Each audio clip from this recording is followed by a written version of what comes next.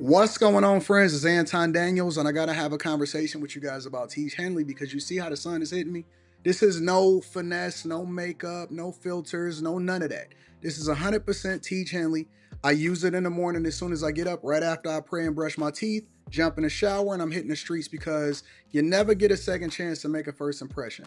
So even though they're giving you 40% off your first order, 20% off for life, even though you may get a free gift, forget all that, right? Because we would do this even if it was full price because it's worth that much. I'm in the streets, I'm kicking it with people when I see Dusties everywhere. You don't want to be them. You want to separate yourself. And the way that you separate yourself is self-care. Ladies get it for the fellas. Fellas don't wait for the ladies to get it for you. I'm about to hit the streets right now and I'm feeling confident. I'm feeling great. I mean, I already got confidence, but to have that extra boost of confidence, knowing that you've taken care of yourself and you set yourself apart from all of the rest of the sheep that's walking around making bad decisions on a daily basis. And it's reflected in their actions. It's reflected in the products that they use. It's reflected in the people that they follow. And so if you're trying to level up, if you're trying to make sure that you look good, they're going to send you the pack. They're going to give you all of the instructions on how you're supposed to use it. Then make sure you get your Tiege Hanley. Again, 40% off your first order, 20% off for life. Get your free gift. Make sure you tap in with your boy Anton Daniels because Unc is never going to lead you wrong. I would never have you use a product that I don't use myself. Again, they've been rocking with me for a long time. Make sure you get your Tiege Hanley. I love you. I appreciate you. I'm going to holler at you guys later.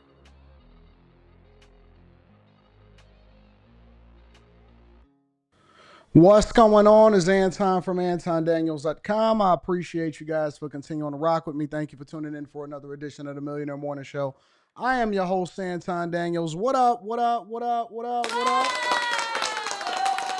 What's going on, friends and family? I was looking at the chat and we got a Dusty. Immediately, we got a Dusty. All right, now, usually the Dusties come in the form of men. And so we address the Dusties accordingly and we make sure that we put them in a place. And they always have the same sentiment. And usually about 80 to 85% of the time, they'll have no profile picture. All right. Rachel says, stop hating on women. Now, she fits the narrative of a Dusty also because Rachel doesn't have a profile picture. The first thing that Rachel wakes up and does as she jumps into the chat, and instead of her saying, good morning, everybody, how's everybody going? How's everybody doing? What's your day like? Let's have a great day. Positive affirmations. When I wake up in the morning, I make sure that I have positive affirmations. I'm always trying to get good energy. I'm trying to project success into the air. That then gives me the sentiment, the demeanor to then go through life and win. And Rachel doubled down. She says, that's what I said. Now can y'all tell the difference between a bitch and a woman? Because bitches are bitchy.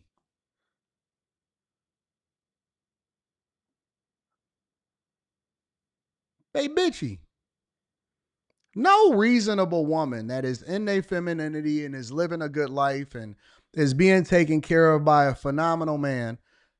No woman that is successful in life that is cooking for their kid. Look at all of the beautiful ladies that's inside of the chat right now, right?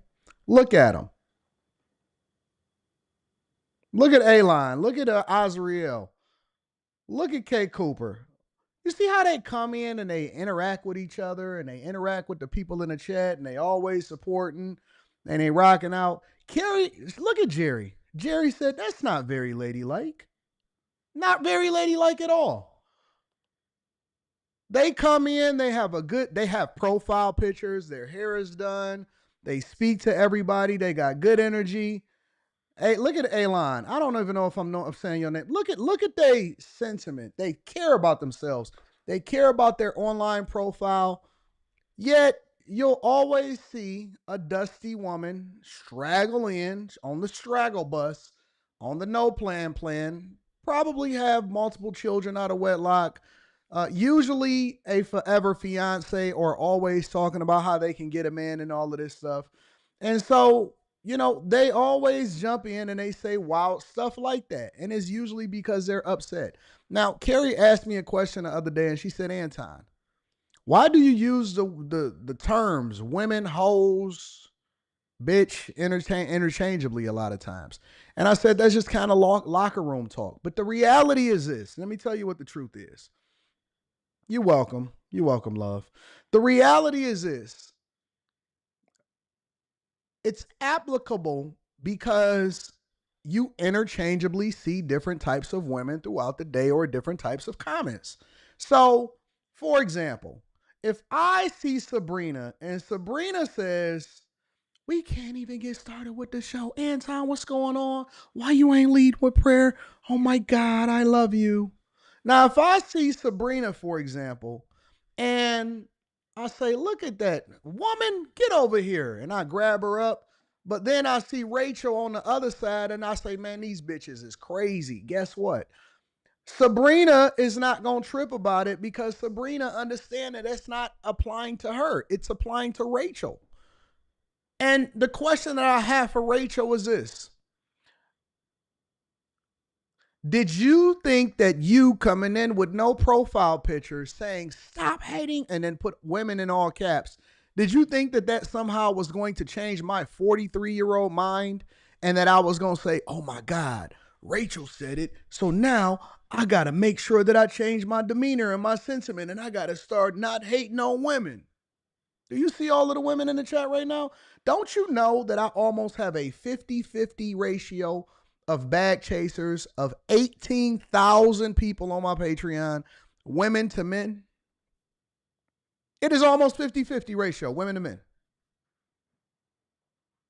Why would those women, why would all of these gorgeous women that are inside of the chat right now, who most of them I've met in real life, why would they continue to support me if I hate women so much?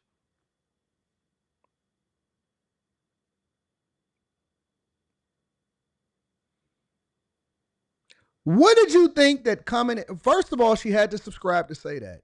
Secondly, I'm pretty sure that she came from another dusty place in which I've probably done a reaction video.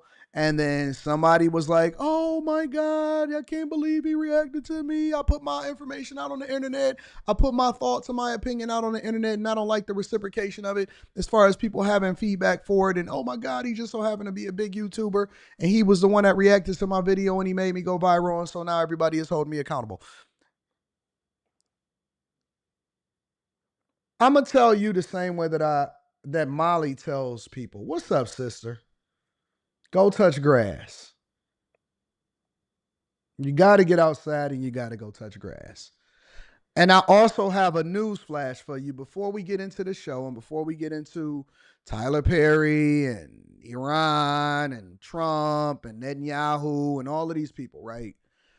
The gender war is over. I know that they didn't tell y'all. Somebody didn't fill y'all in. They think that just because we're having conversations on podcast, shout out to Kay. Look at Miss Pina, female bag chasers in the building. I know that they didn't tell y'all that the gender war was over, but for the dusty women that shows up and says, Anton, you better stop talking about women. The gender war is over. It was over before it even started. You lost. Here's the beautiful part about the gender war. There's beauty in losing for women because guess what? Now you get to live in your femininity, getting taken care of by the men that you actually want. You get to get all of the benefits of being a phenomenal woman, and you get to go back to a traditional man. Losing looks good on you. You never had a chance. If you thought that society, right? Culture is different. Society is a whole nother conversation. If you thought that you was going to go against your nature, that you was going to transform into a man, and then somehow, some way, you were going to win a war with men that are more intelligent, stronger, age with grace, the top of our earning potential doesn't even come until our late 50s, early 60s, late 60s, early 60s.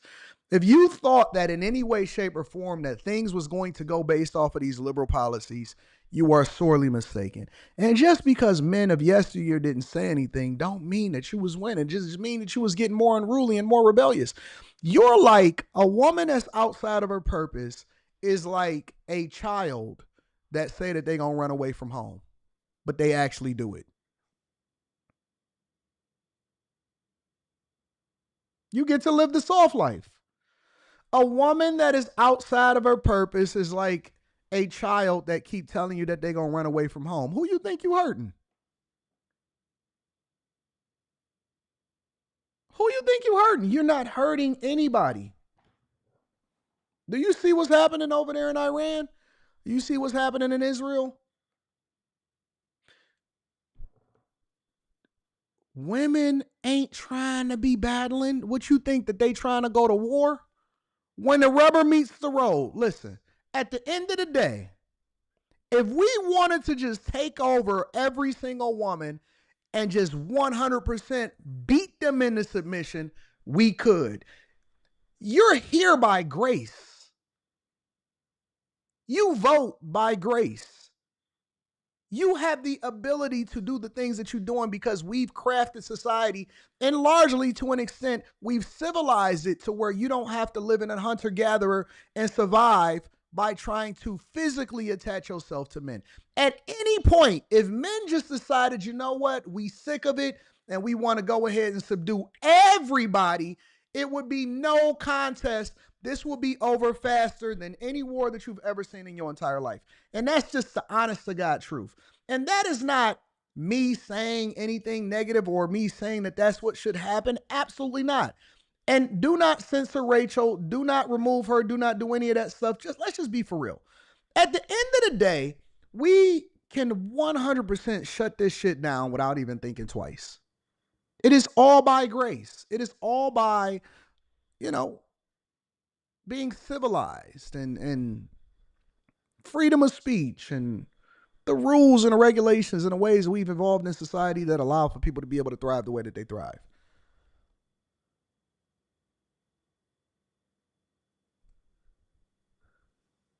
That's it.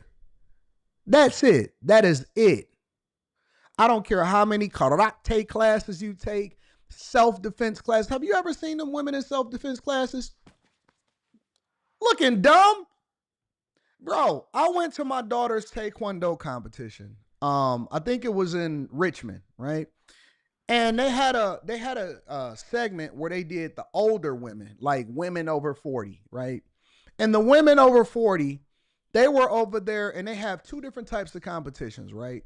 The first competition is usually forms. Forms is, you're going to you do your little routine, and so they got different forms. And then the second one is competition. And most of those women at some point had became a black belt and they just stuck with it. And so they just kind of doing it for exercise or recreation and utility, right? I will beat the fuck out of every last one of those women that was over 40 with no taekwondo training whatsoever.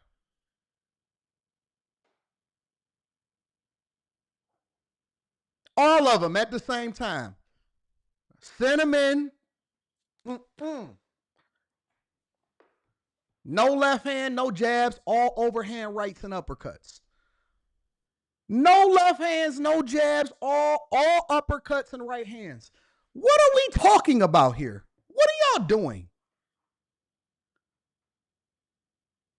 What are we doing? What are you doing? Did you see, dog? You should have seen them women out there. And I'm like, oh, they like cute little puppies. Oh, look at that one right there. So slow. Yeah. Uh, uh, uh.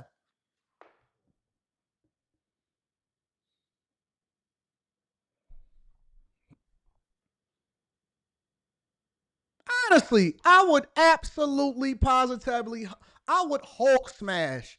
The only thing that would allow for them to survive is if I had any sympathy whatsoever and I stopped blacking out.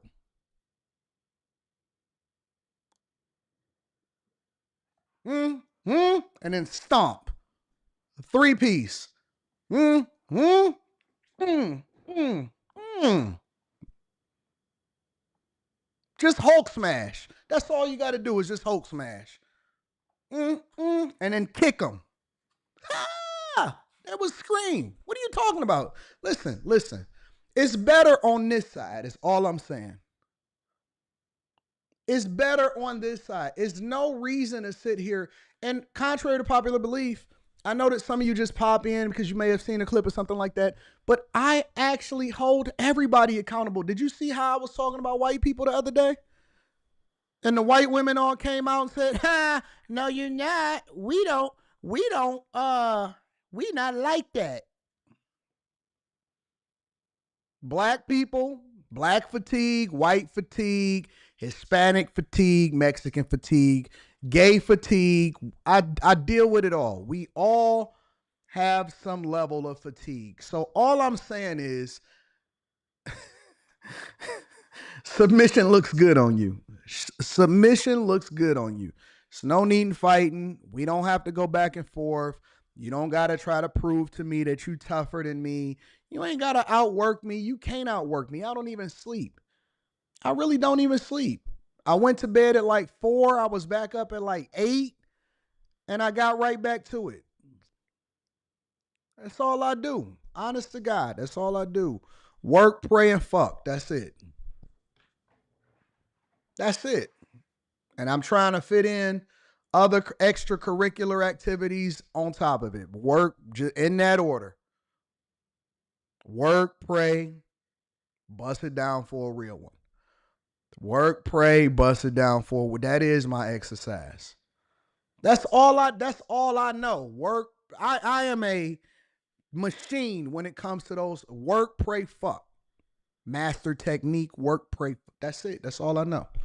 So I'm not even on none of that type of stuff. I'm getting better. At one point, I used to be all about division and women hating. I know, Tiana. And see, all of the women is looking good. They got their profile pictures popping and all of that stuff. That's your life too, Jody? Facts. That's all we know. That's all we know. We ain't trying to get into that. Let me throw some prayer up there. Lord, bless us this day. Give us this day our daily bread. Forgive us our debts as we forgive our debtors. Lead us not into temptation, but deliver us from evil. For thine is the kingdom, the power, and the glory forever, ever. In Jesus' name, amen. Speaking of which, I was over there fumbling the bag yesterday. Let me go ahead and get into the show. I was fumbling the bag yesterday. I made a mistake and deleted the Monday night live stream. I was so aggravated for myself, and then I wound up having to re-upload it. I couldn't believe that I deleted the Monday night my live stream. I deleted it off of YouTube. I was so aggravated.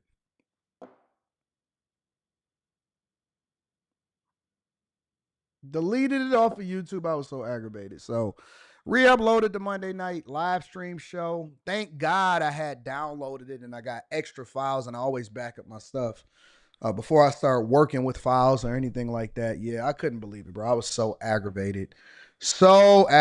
But we here. Couldn't log into my cleaners app this morning. Everything is in shambles. But let me go ahead and give a shout out to the different people that support the platform. First and foremost, I want to say again, thank you, Chris James, yesterday for holding me down for the 100 ball. Will says, what up? Will supported the platform yesterday. Eric Horton, I appreciate you for showing me love.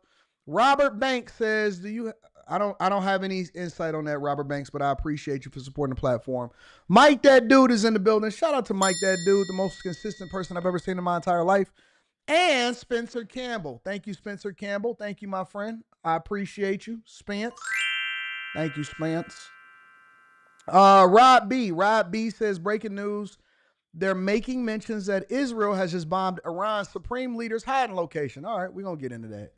We definitely going to get into that. Tam Renee is in the building. What up, Tam? What up, Tam, with your pretty self? I appreciate you. AC Reviews the World says, what up, AD? Did you see the Mesquite teen who was killed for intervening in a girl fight? Send it to your email. Send it to me again right now so I can have that at the top of the email. I might address that this morning.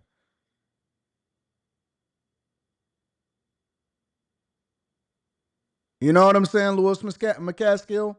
What up to my girl sister? Good day, Mr. AD. Work, pray, and F merch coming soon. If that's what you want. I'm thinking about putting together a tour, honestly. We was talking about it on After Hours last night, and I'm thinking about putting together a tour. I really am. Invest in physical gold and silver. No, I will not. I don't think that gold is an investment. I think that precious metals is a hedge against inflation and things happening in society because it is a stable, it's a form of stability, and it allows for you to be able to have something that you can always come back to that'll go up in value as everything else collapse. So it's not necessarily an investment. An investment is something that brings you that puts off money. You know what I'm saying? It's something that spins off additional resources. If I invest in a business and I put my money into it and I make more money out of it as a result of people buying a product, a service, that is an investment. If I build a house, if I buy a property and people pay me rent because it's spinning off additional money, that is an investment. I don't look at a company that doesn't, or something that doesn't generate resources as an investment. I don't look at cars as an investment. I don't look at any of that as an investment unless it makes me more money. Now, if you was to actually invest in a car and to create a rental service, then that's what I would look at as an investment. Putting money in gold and silver is just a hedge against inflation, stuff like that. So it's a placeholder. It's a placeholder. I don't believe in putting my money up. I believe my money having to work for me. That's the difference. I look at my money as an employee. So anyways, make sure you hit a like for the algorithm, subscribe to the channel, and turn on your notifications. Let's talk about this Tyler Perry situation really quickly because we talked about it last night and I found it interesting because I had an interesting take and I didn't understand why people were so confused about it. But let's get into it. Make sure y'all hit a like for the algorithm, subscribe to the channel, and turn on your notifications. This is what's going on with Tyler Perry, y'all. Actor and filmmaker Tyler Perry sued for $260 million over sexual harassment allegations. The complaint filed in Los Angeles accuses Perry of creating a, quote, coercive, sexually exploitative dynamic with actor Derek Dixon. Dixon was in two of Tyler Perry's shows, The Oval and Ruthless. In a statement to NBC News, Perry's team says this appears to be nothing more than setting up a scam, calling the allegations fabricated claims. Let's bring in NBC's Stephen Romo, who's following this. Stephen, what more do we know about the allegations here? Yeah, Tom, just going through those allegations in this lawsuit seeking $260 million in damages, alleging sexual harassment, assault, retaliation as well. The direct details include inappropriate touching. As you mentioned, Dixon starred in The Oval with Tyler Perry, and we got this statement from inside the complaint. Tyler Perry has been using his power and influence to molest, abuse, and sexually assault impressionable and vulnerable employees and actors who look to him for guidance and mentorship while pursuing their dreams. So you can read from that. Implies there are more people who are alleging this than just Dixon. We have a bit of a timeline here for the relationship that we know, the professional relationship between these two men and the allegations made in this complaint, saying that they met in 2019. The lawsuit alleges that then their relationship moved forward with this professional advancement. And in 2019, Perry offering Dixon a small role in Ruthless. And then in January 2020, that is when Dixon accuses Perry of sexually assaulting him in his home. And then the following month, Dixon alleges that Perry offered him a series regular role in The Oval. Now, we do have comment from Tyler Perry's attorneys saying that this individual appears to have been setting Tyler Perry up. They say that they are alleging that this is a scam and saying, quote, Tyler will not be shaken down, and we are confident these fabricated claims of harassment will fail. Now, we've also reached out to the attorney for Dixon, and he said that these allegations in the lawsuit stand for themselves. So just the very beginning.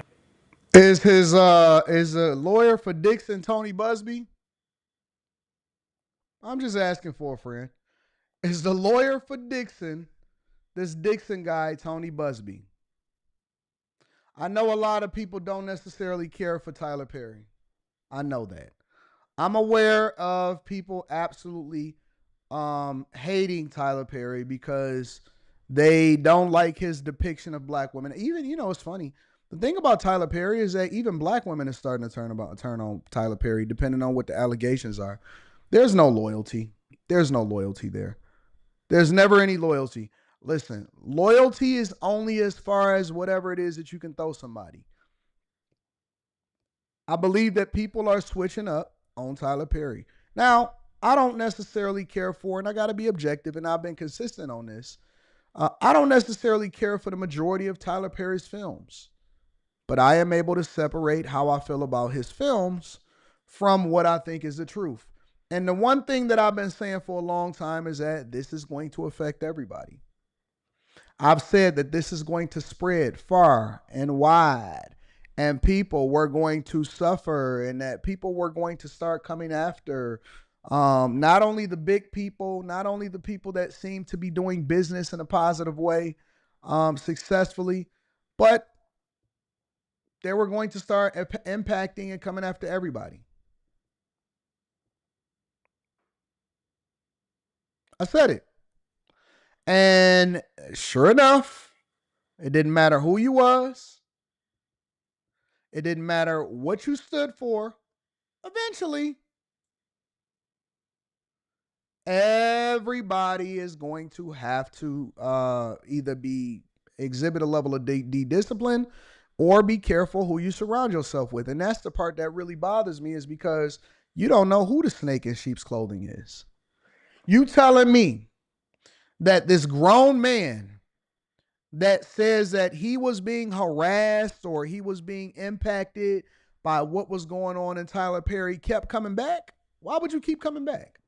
If I even sense, and this is the honest to God truth,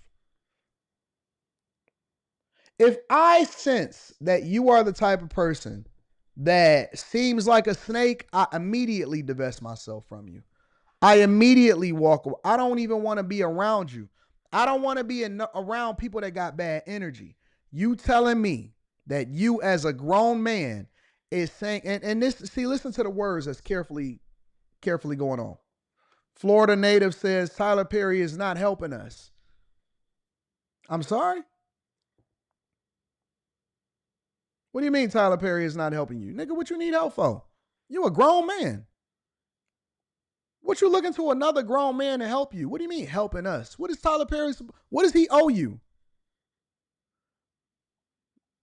What does Tyler Perry owe you that you would need help from Tyler Perry? How is he supposed to help you? Tyler Perry is not help. What do you want from him? What are you looking for him to do to make you feel better about yourself? Why do y'all need Tyler Perry to help you? What is this us? What is this us thing? What is this us thing that you guys got going on here? What do you mean, Tyler? Why are you not helping yourself? Why do you need Tyler Perry as your pay pig? Y'all grown. What do you mean Tyler Perry ain't helping us? When did y'all start putting requirements on anybody else? That you don't even talk about that about your own father.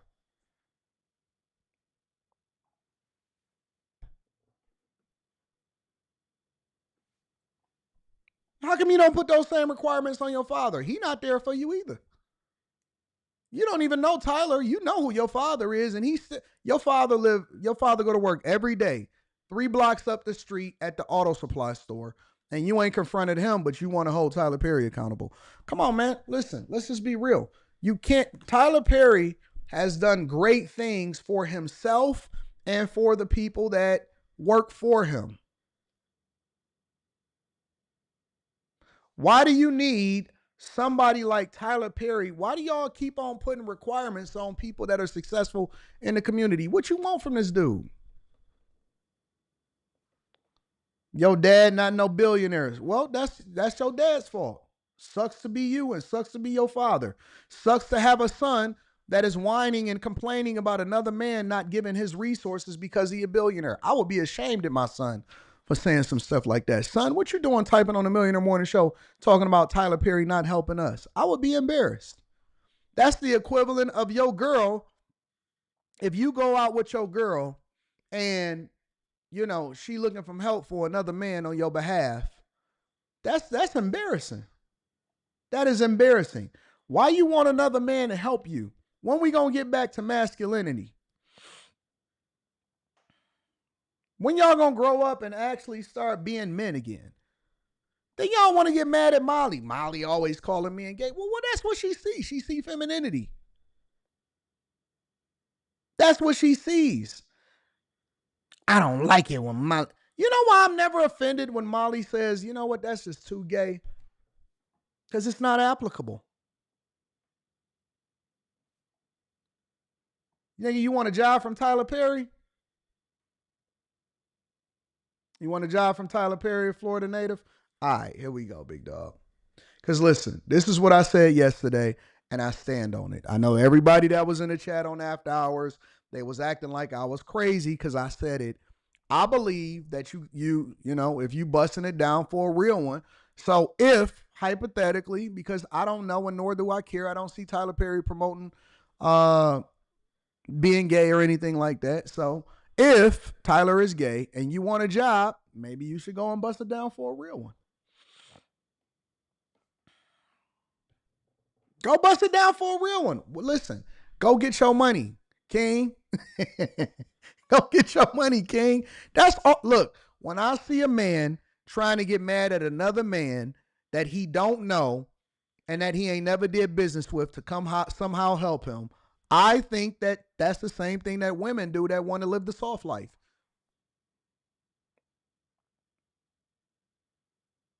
That's the same thing that women do that want to live the soft life.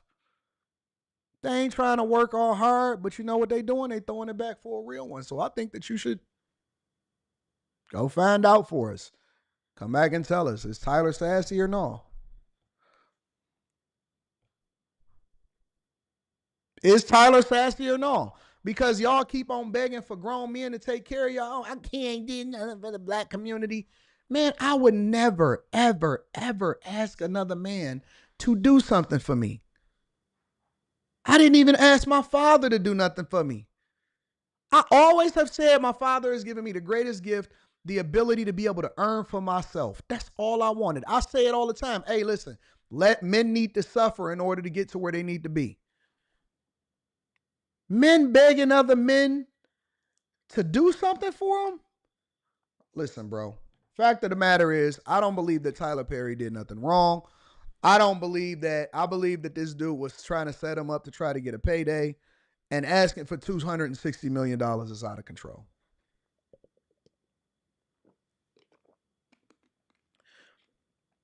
Florida native, you keep saying a billionaire though. Are you gay?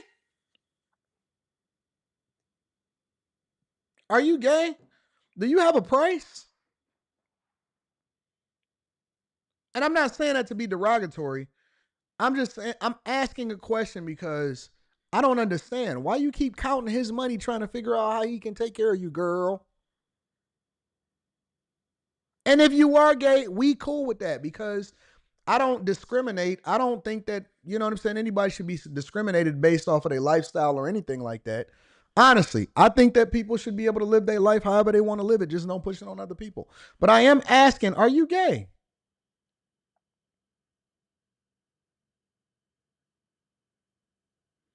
No man owes another man anything, bro.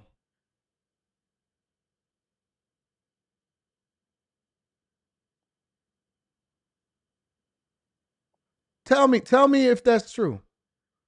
And if it's true, be honest with me.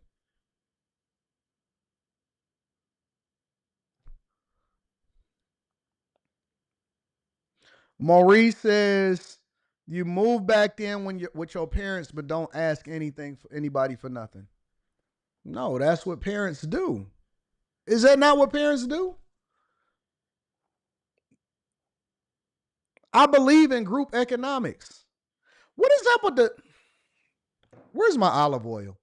Somebody give me some olive oil because I need to pray again. All of these sassy men with no profile pictures and these women that is out of control and all of this stuff. Somebody go give me the olive oil so I can pray for these niggas. These niggas know more about my story than they know about their own fathers and their own lineage. Give me my olive oil, somebody. Somebody give me some olive oil so I can pray for these niggas. These niggas is grown men with names like Maurice. This nigga is Maurice. Sounds so much like Malik. Maurice. I ain't never met a Maurice that actually is successful in life. Do y'all know a Maurice that has ascended to the top of the economic ladder? Honestly, I believe it's a lot of these guys in here that's feeling some type of way. I ain't never met a have y'all ever met a manager named Maurice? I ain't never met a Maurice manager. Ever. I ain't never met a Maurice manager, CEO. I ain't never met a Maurice that even got a gold chain.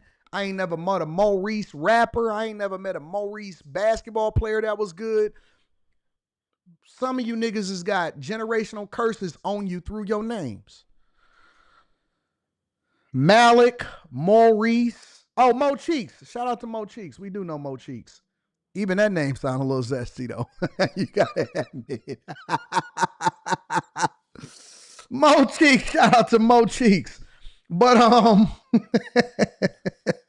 anyways, come on, man. We got to get out of our femininity. We got to stop suing people. Nobody took your manhood.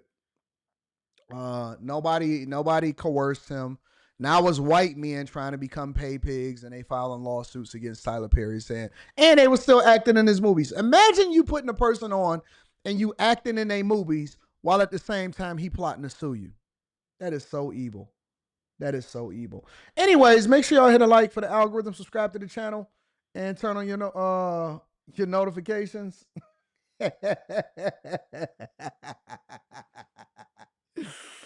Oh, I love this show. I could go off on people with no reservation. Kwame says, I appreciate your honesty and looking forward to working with you in the future. Thank you, Kwame. I appreciate you also. Stricken Mufasa says, I've been watching you for a while. Love the show. As a Dusty, I need to lock in. Peace and love. Well, I'm glad. See, the first rule to growing up and evolving is to become aware of the fact that you are what you are.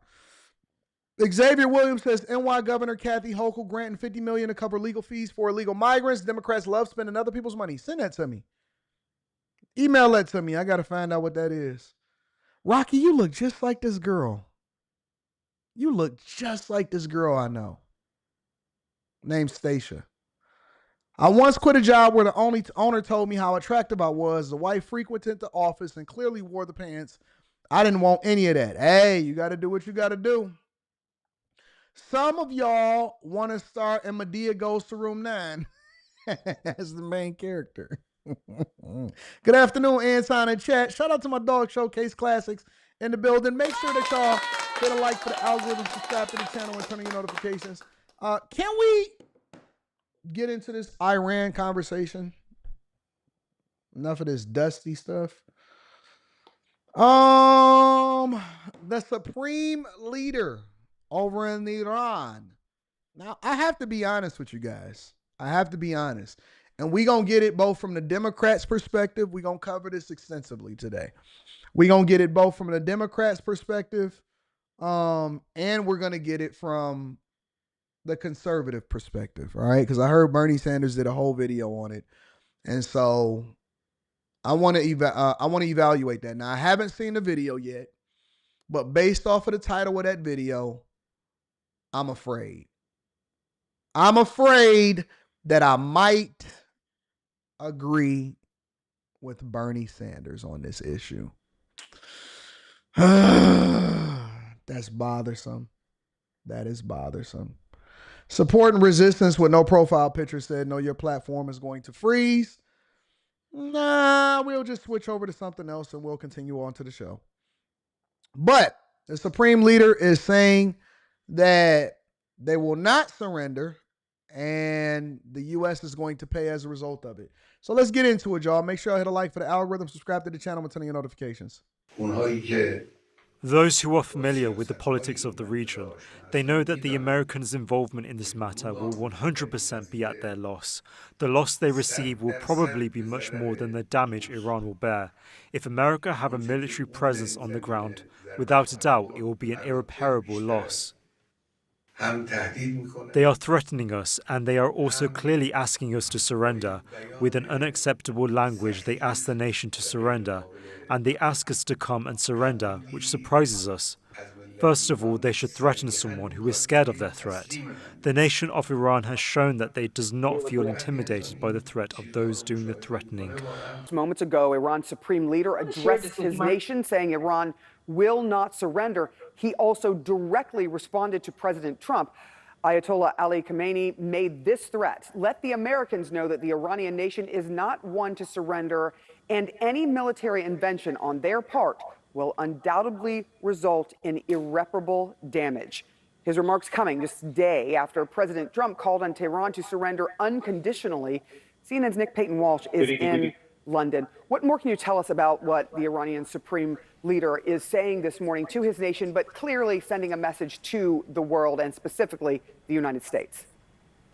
Yeah, his second public comment since this conflict, this phase of the conflict began on Friday. And I should say, yes, while the rhetoric is fiery, it's not the most combustible language we've heard coming out of Tehran. And indeed, the irreparable damage, he says, that will be done. He doesn't necessarily say it will be done to the United States bases, for example, in the region. He doesn't, as far as we know at this point, appear to even mention President Trump by name. And also, too, the version we're seeing is a statement that's been read by a female anchor on state news broadcasting. So an interesting set of nuances here, but the words themselves are: let the Americans know that the Iranian nation is not one to surrender, and any military intervention on their part will undoubtedly result in irreparable damage. Those who are wise and familiar with Iran, its people and its history will never speak to this nation in the language of threats. And that, of course, comes after Trump himself suggested that Khamenei was an easy target and suggested they would hold off killing him for now, and demanded unconditional surrender. Now, I think many long-term observers of Iran would say to you it's highly unlikely at any stage you would hear the Ayatollah or anyone in his security circle accept the notion of unconditional surrender, and how, of course, would that even practically occur with Israeli jets in the sky. But this statement, I think, it's clearly putting Iran in a position where it's not about to suddenly kowtow to any specific American demand. It is clearly not looking publicly here or beseeching America for some kind of diplomatic off-ramp.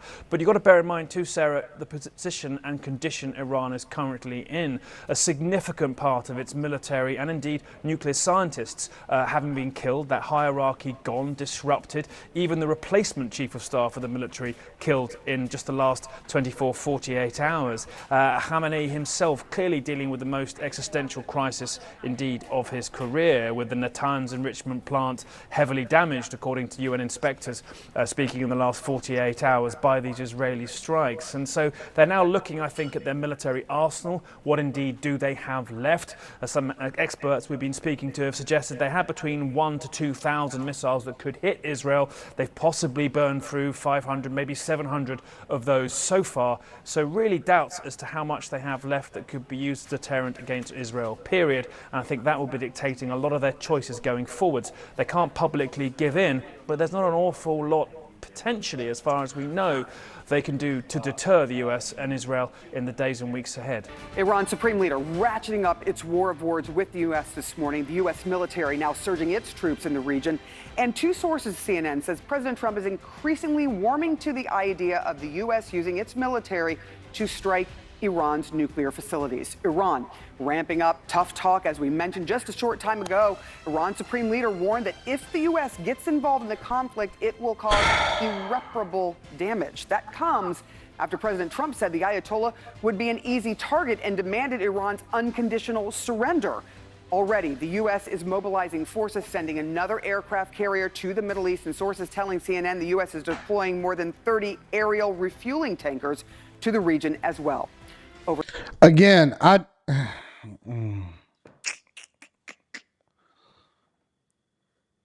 personally, I believe that Iran is done. All right. I think that they can't even fight against Israel. And what I really believe has happened, and if I'm just being absolutely honest and transparent, I believe that we are basically fighting a proxy war on Iran through Israel. I believe, and this is not based off of anything that anybody told me. This is just me looking at all of the news reports over time, asking a lot of questions on why we continue to be in alliance with Iran. Everybody keep telling me, oh, no, it's because, you know, the Holy Land. Man, get the hell out of here, bro. You're never going to sell me on the idea that we're supporting supporting Israel, or that we're holding them down because it's God's people or something like that. I don't believe it. I don't believe it. I believe that the reason why we support different people and different countries is because either it financially benefits us or it puts us in a position to use them as crash dummies so that we can then shut down whoever our real adversaries or who we really have issues with. That's what I believe. Like, I could sit here and talk about what the news talk about. I could sit here and say, yeah, they're our allies because of what's going on against their neighbors in Iraq and all of that. I could sit here and play that game. If I'm giving my personal opinion, I believe that the reason why we're doing it is because we don't like the fact that they are trying to develop nuclear weapons. We don't like the fact that they've continued to support our adversaries and their allies. And more importantly, it's an opportunity for us to be able to take them out and have a proxy war. And this is one of the reasons why we continue to support them with military equipment, refueling, all of this stuff. And so we may be benefiting financially as far as Israel may be sending money so that they can buy some of the stuff that they're using in order to have this war. But I believe that we are absolutely in a proxy war with Iran.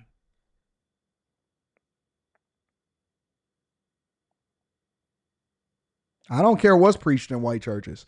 I'm telling you what I believe. I don't care what's preached in white churches. I don't know. Have y'all been to white churches? Do y'all know what they saying inside of the pulpit? I believe this is our opportunity to once and for all put a stop to this and get them up out of the way. Now, I could be off. And this is the reason why I have y'all inside of the chat to say some of the things that y'all say, because we do not move in we are not an echo chamber. We say what we want, we say what we really mean, and we get it popping.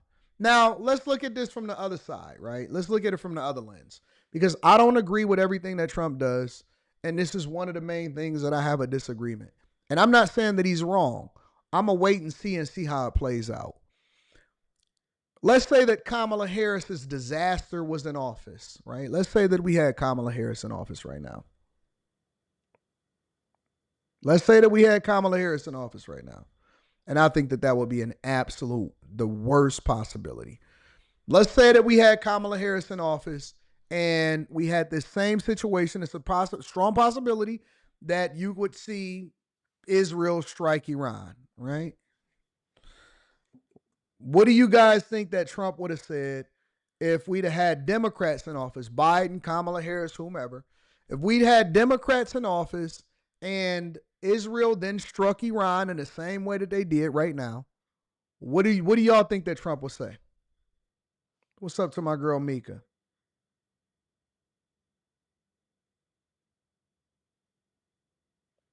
I seen what Senator Ted Cruz said to Tucker Carlson.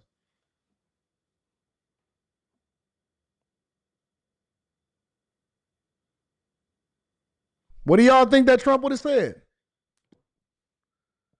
A proxy war is a war that we're indirectly having or waging against whoever our enemy is. So, for example, if you're using Israel, or Israel is saying, man, I got beef with this person, and you say, yeah, I don't necessarily got beef with them, but if you want to strike them, I'm not going to do nothing about it. And I know you my ally, so I'm going to hold you down. We don't want to do it ourselves, so we're going to leverage other countries to do it for us. That's what a proxy war is. Trump will say, no wars on my watch. Oh, Jarius, you hit the nail on the head. He would say, we would never have been in that war had I been in office.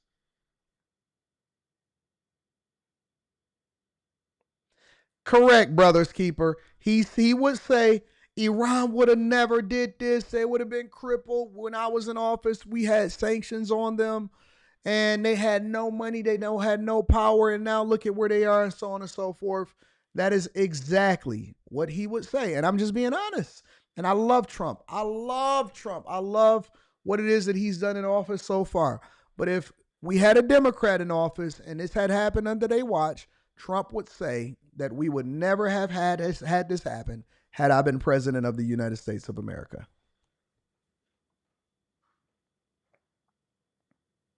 If we just gonna be real, y'all, can we keep it 100? Can we have an uncomfortable conversation right now?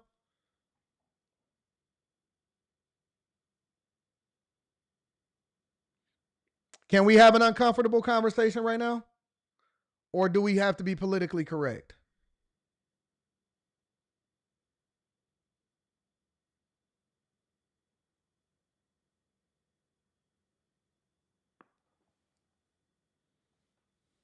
And we all most of us is conservative in here.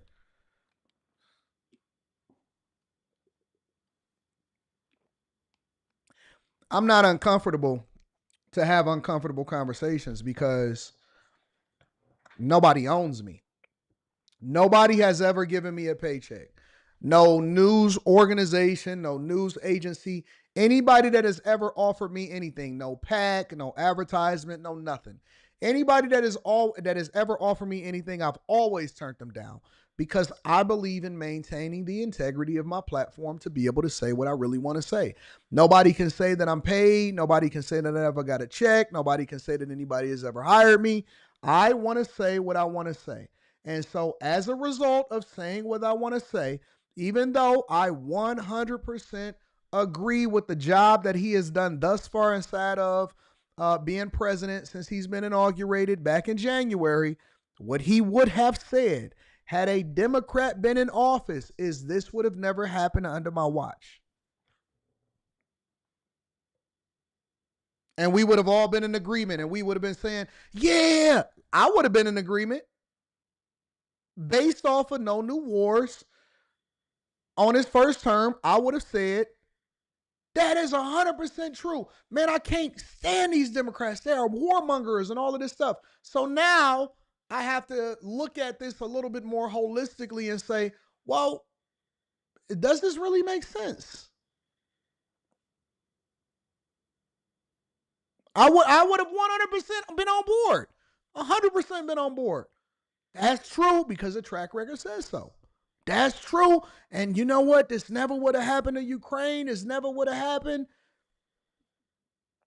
We would never be in this war. I can't stand these Democrats. I would 100% on board. 100% been on that train. Not even questioning it. I thought about this morning as I was taking a shower. As I looked at the news and I said, yep, we're going to continue to cover Iran and Israel and all of this stuff today, right? I knew it. And then I thought to myself, because I had looked at a video that was on TikTok from some crazy liberal and somebody that was gay. And he was like, if Kamala Harris would have been in office, we'd have had these deportations. He was talking with a bunch of THs in his speech.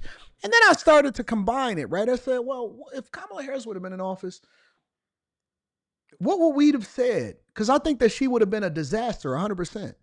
But what would we have said as Republicans that supported Trump? We would have said, well, if Trump was in office, we wouldn't even have these wars anymore.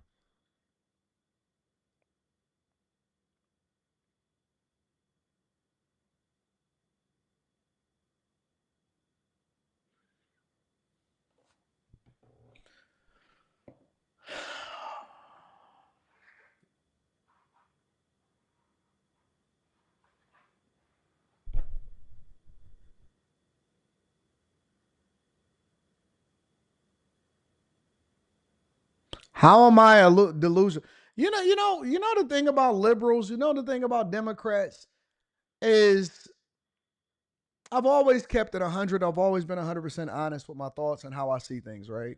100%. Which is one of the reasons why we're having this conversation right now. I've always been 100% real with my thoughts. And so even when it seems as though I'm aligning with their sentiment a little bit, right? They still can't take it. I can't take it. I don't like you, Anton. Oh, okay. I know that y'all just some angry motherfuckers. I had a nickname.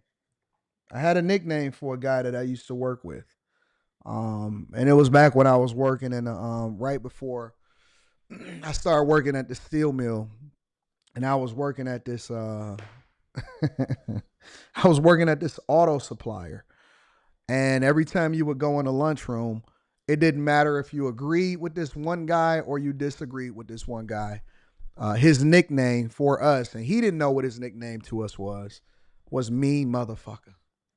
That's the honest to God truth.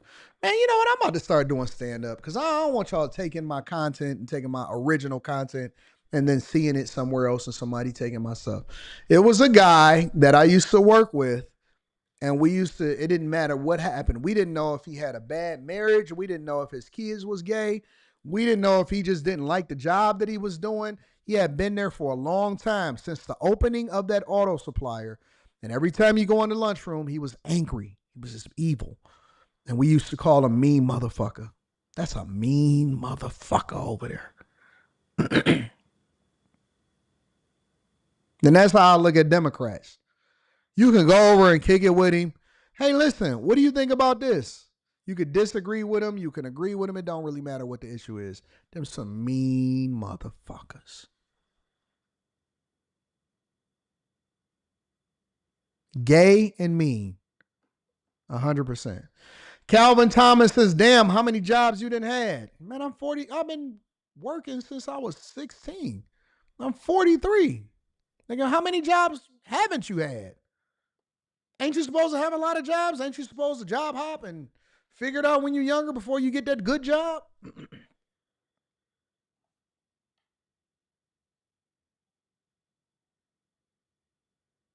How many jobs have you had? Nigga, why you not working is the question. How many jobs have you had? Why aren't you working, sir? Make sure y'all hit a like for the algorithm. Subscribe to the channel. Yes, bro, they are some mean, sassy people. Make sure y'all hit a like for the algorithm. Subscribe to the channel and turn on your notifications. Let's see what we got in here. I can't stand it when unemployed niggas ask you how many jobs. How you gonna be unemployed and ask me how many jobs have I had? As many as I need. As many as I can get so I can pay these bills. High Tolerance says, good morning. AD and the Bag Chasers. MFZs enter TPSs. Orbit at their own risk. Third leg massage. All right. Hold on a second. Third leg massages included. Back to last night's SC. If TP wants to talk that 30M, if Tyler Perry, all right, so I'm starting to figure it out. Give me a second. Good morning, AD and the Bag Chasers. All right, we got too many abbreviations in this mug. Mother effers enter Tyler Perry's orbit at your own risk. Third leg massages included. Back to last night's SC. I gotta figure this. I'm slow. I'm room 9. Give me a second. Let me figure it out. Back to last night's SC. If Tyler Perry I don't know what SC is. If Tyler Perry wants to talk 30 million, you pulling up with Cowboy, aka Security. Shout out to High Tolerance. Y'all made that one hard on me. Y'all made. I couldn't figure out slow. Let me take a drink of water after that one. You know what I'm saying? Sheesh, High Tolerance. You said I'm gonna make this very difficult on you. What up to my girl, sister? I appreciate you, sister. Mr. AD, it's like you say, follow the money. Agreed. Mika, what up? Mika says, AD, we might, did I see Senator said Cruz what he said to Tucker Carlson? I did see a clip of it when Tucker Carlson was pressing him. Bob, what do the country set on making the world submit to Islamic rule as a core belief? What does the country get? I'm guessing that's what you're saying. What does the country get on making the world, when they make the world submit to Islamic rule as a core belief? I don't think that we're making the world submit to Islamic rule. Live, Tiege says it's actually Israel using the U.S. for a proxy war. Ryan Powell says it's not uncomfortable. It's the truth, bruv. Rush King 19 says, seems like the U.S. is working behind the scenes on all of what Israel is doing, but Trump and everyone else is saying otherwise, which I hate. Jerry says, very disappointing because this is not what we voted for. We voted for America first, no exceptions and no new wars. Now we talking. Bob says he already said that Trump, remember, all this started from the attack on Israel and the hostages taken under Biden. I don't believe that. Iran has been developing nukes for 50 years. Cap. With our eyes, Rise says he's failed at peace in Ukraine, Gaza, and Iran. Have you seen the global peace message to the diaspora from the Mount Kenya College of Seers and the 2 real Wakanda videos at Green Lover's Dream yet? I gotta be honest with you. I have no fucking clue what you're talking about. I don't know about the Seers, the College of Seers from the 2 real Wakanda videos. I didn't even know Wakanda was a real thing. I thought that was something that was made up in Marvel. Y'all a little too deep for me. Listen, bring it back to the surface. I'm going to tell you like I told him in corporate America. Talk to me like I'm a little child. Moses King says, I don't know what's going on in the chat today. Moses King says, so let me get this straight. North Korea talks reckless, has nukes pointed at us, but treat them with kid gloves. Iran sneezes in its war talk. What makes y'all think that North Korea got nukes? Somebody explain that math. I don't believe that North Korea got nukes. I don't. Shout out to Room 9 in the building today. Trump didn't know Israel would start this war, says Georgia.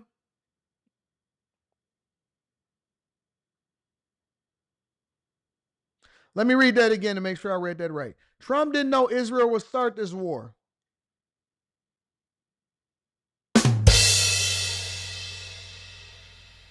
Jim Short says the ploy is regime change, not nuclear weapons. Hardly any yellow cake at Iranian state media or oil refineries. Shout out to Jim Short. I appreciate you. Jason Green says, I am worried. I'm so tired of the BB dragging us into the war. Nichelle says, the worst is unemployed people telling you that you work too hard and then asking if they can hold something. Talk about it. Israel acting out because they know the U.S. will support. Deacon Weezo says Florida was given illegals Class A CDL licenses. AR says, why are we in the belief that the United States can control a war between 2 opposing countries? Not our problem or our business. Yeah, I think y'all so off on this. Anton, I think this has been planned all along the attempt on Donald J. Trump. God bless. And I agree with you. I agree with you. I believe that this ties all the way back to the assassination attempt during Trump running for office. I 100% agree with you, which is why we got to start traversing over into this part of the conversation. Trump is saying now, because remember, when he first started this, he said, you know what? We don't have nothing to do with this. We didn't know that it was going to attack you. We didn't have anything to do with Israel bombing Iran. We don't have anything with their military leaders dying. We don't know nothing about that. Don't touch no American. Don't point a gun at them. Don't put a knife on an American, or we going to shut this down. That is what Trump said from the very beginning. Now, Trump was at an event yesterday, and they asked him, apparently, I haven't seen this yet. They asked him, what are you going to do? What are you or aren't you going to do when it comes to Iran? And do you plan on taking any military action against them? This is what he said. Mr. President, have you given to answer questions about whether you are moving closer, or you believe the U.S. is moving closer to striking Iranian nuclear facilities? Where's your mindset on that? I can't say that, right? You don't seriously think I'm going to answer that question? Will you strike the Iranian nuclear component? And what time exactly, sir? Sir, would you strike it? Would you please inform us so we can be there and watch? I mean, you don't know that I'm going to even do it. You don't know. I may do it. I may not do it. I mean, nobody knows what I'm going to do. I can tell you this, that Iran's got a lot of trouble, and they want to negotiate. And I said, why didn't you negotiate with me before? All this death and destruction. Why didn't you negotiate? I said to the people, why didn't you negotiate with me 2 weeks ago? You could have done fine. You would have had a country. It's very sad to watch this. I mean, I've never seen anything like it. It's so, everyone thought it was going to be the reverse. I didn't think so. And I was telling them, you gotta do something. You gotta negotiate. And at the end, last minute, they said, no, we're not going to do that. And they got hit. Remember 60 days? And then came the 60. 61 is going to become a very famous number. That was one hell of a hit, that first hit. That was one hell of a hit. Not sustainable, to be honest. That's where it ended on the first night. We thank you for. You're telling me that after what he just said, that the United States of America, listen, this is what he said. This is what he said. He said, listen, why didn't you guys negotiate with me? 60 days, on the 61st day, y'all got hit. Why didn't you guys negotiate with me? 60 days, he said, at the last minute. Here, I'm going to play it for you again for the people in the back, because a lot of people may not have heard it, and I hear things a little bit differently than everybody else. And this is what he's saying. This is what he said. President, have you given answered questions about whether you are moving closer, or you believe the U.S. is moving closer to striking Iranian nuclear facilities? Where's your mindset on that? I can't say that, right? You don't seriously think I'm going to answer that question? Will you strike the Iranian nuclear component? And what time exactly, sir? Sir, would you strike it? Would you please inform us? Francita, do it look like I'm caping for Trump? Are you listening to the words that is coming out of my mouth? Are you paying attention to what we having a conversation about? Are y'all just talking? Democrats are y'all are insufferable. Y'all are the most miserable, insufferable people. Thank God I don't do it for y'all. Thank you, Jesus, I don't do it for y'all. Y'all are the most insufferable people that I've ever met in my entire life, and I don't understand why.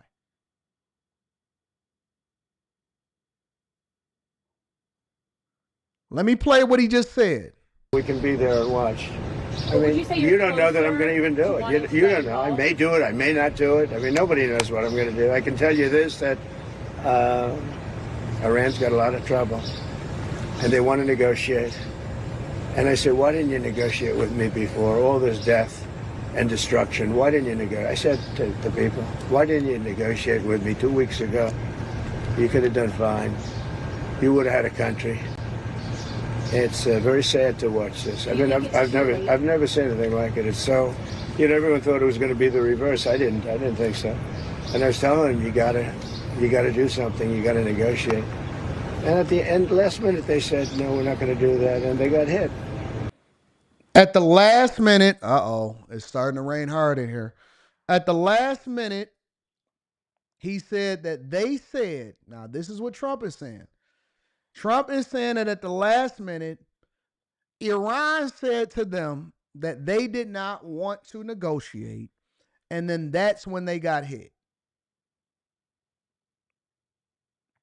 That sounds to me, again, like we already knew. Now, I can't put anything on Trump to say that he did or he didn't know or anything like that, but that sounds to me like we knew what was going to happen, and because they decided that they didn't want to come to the negotiating table, that then it was authorized, and this is why we now in this situation, and this is why they're in a full-blown war now. That's what it sounds like to me. I could be off. I'm always open to the possibility that I'm wrong, but it sounds like we knew, because there's no way that Israel would know that Iran decided that they wanted to walk away from the negotiating table at the last minute, and then we just start targeting. We knew specifically where all of their military leaders are. We knew exactly who the targets were. We knew where all of the leadership was. We knew exactly where the bombs hurting people and all of this stuff. And you're telling me that Israel had this level of intelligence and military operation to be able to carry this out without the assistance or help from the United States of America? I just don't believe it. I don't believe it. I believe we knew the whole time. And I believe that this is absolutely, positively within our purview. Do I think that we are a part of it? No, I don't think that we may or may not have authorized it. I can't say that. Do I believe that we knew what was going on? I 100% believe that we know everything that's going on before it happens. And are we supporting Israel? Well, let's go over to it, because this is now what's happening at this point. Here's a look at where U.S. forces are in the Middle East right now. In the eastern Mediterranean Sea, there are 3 destroyers in the Red Sea, and then there's 2 destroyers, in the Red Sea.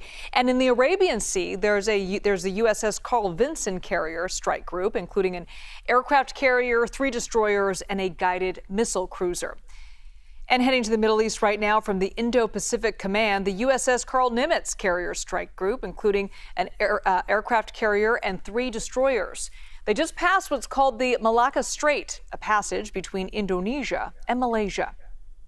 And the number of American troops in the Middle East right now, approximately 40,000 U.S. forces total. In Iraq, there are about 3,000, and in Syria, about 1,000. CBS News Pentagon reporter Eleanor Watson tells us how the Pentagon is framing the additional movements here. The Pentagon is sending additional forces towards the Middle East amid the ongoing conflict between Iran and Israel. Those additional forces include more fighter jets, refueling tankers, and a second carrier strike group.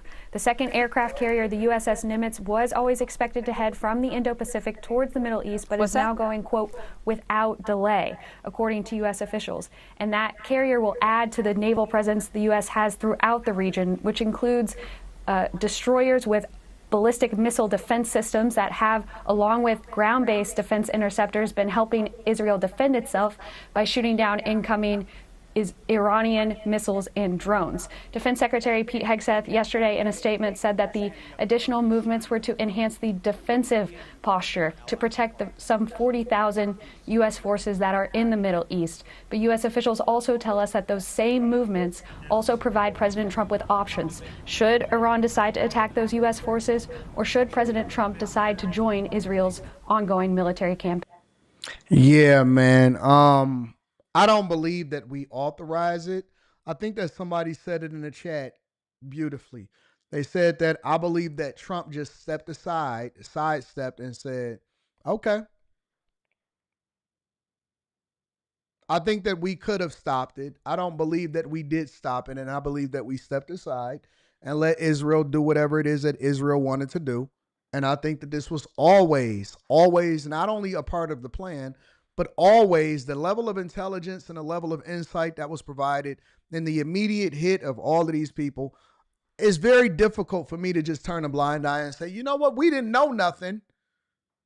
Soon as the second military leader came in, he was dead the same day. 4 days later, the second military leader that stepped up, he died. I think that we're making an example of Iran. I think we're making an example while at the same time preserving our own military might as far as our own soldiers and stuff like that. I don't want to see any troops on the ground. I do not want to see anybody get involved. And I just think that we knew. 100% I think that we knew. I don't have any intelligence. I don't have any inside information. Absolutely, I believe that we knew, and we might even be supplying intelligence over to Israel. I don't think that they have the same level of capability or anything like that. But somebody must be getting some sucky.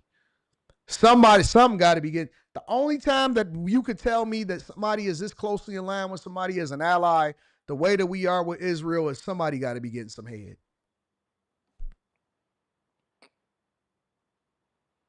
Somebody got to be getting some head, bro. You not going to sell me on the idea that everybody is just confused and nobody knew what was going on, and we just...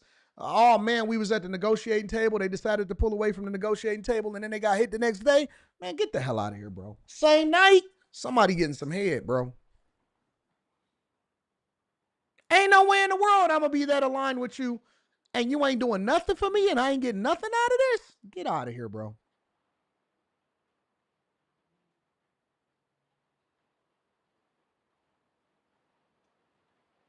Somebody getting some head.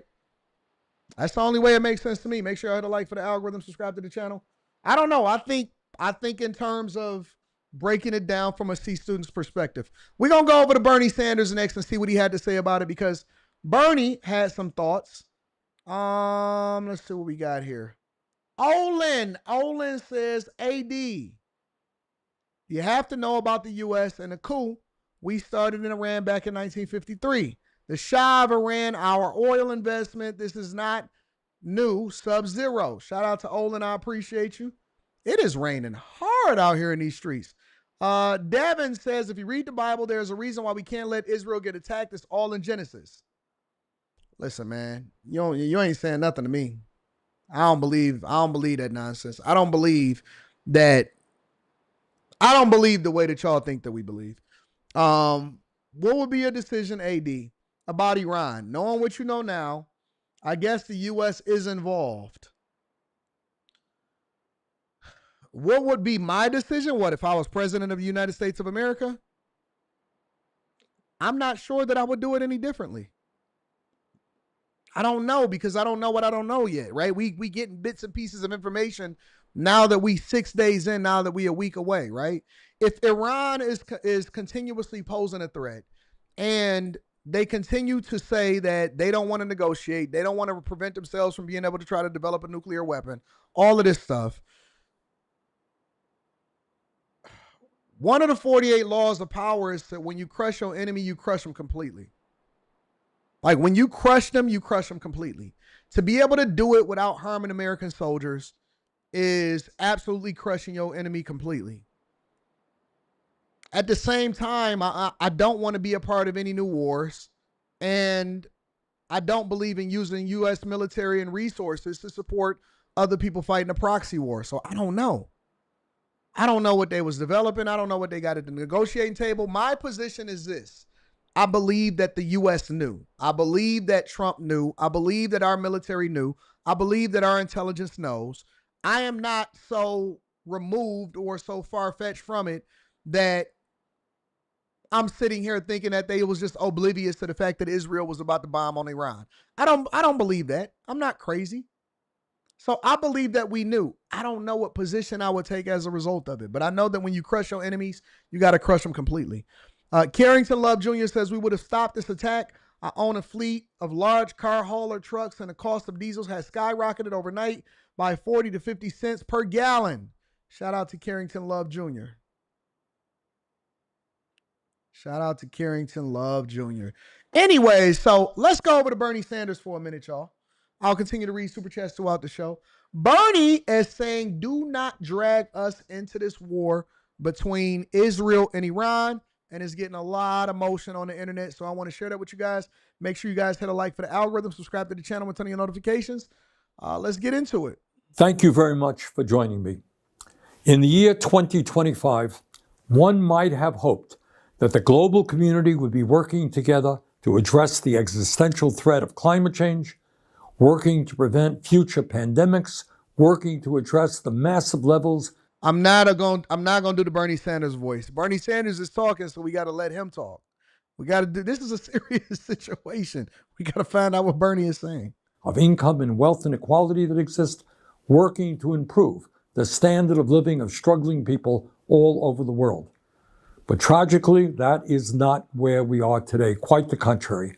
Instead of addressing the major crises that we face, the world is now looking at the terrible war in Ukraine, started by Putin, which has taken hundreds of thousands of lives over the last 3 years.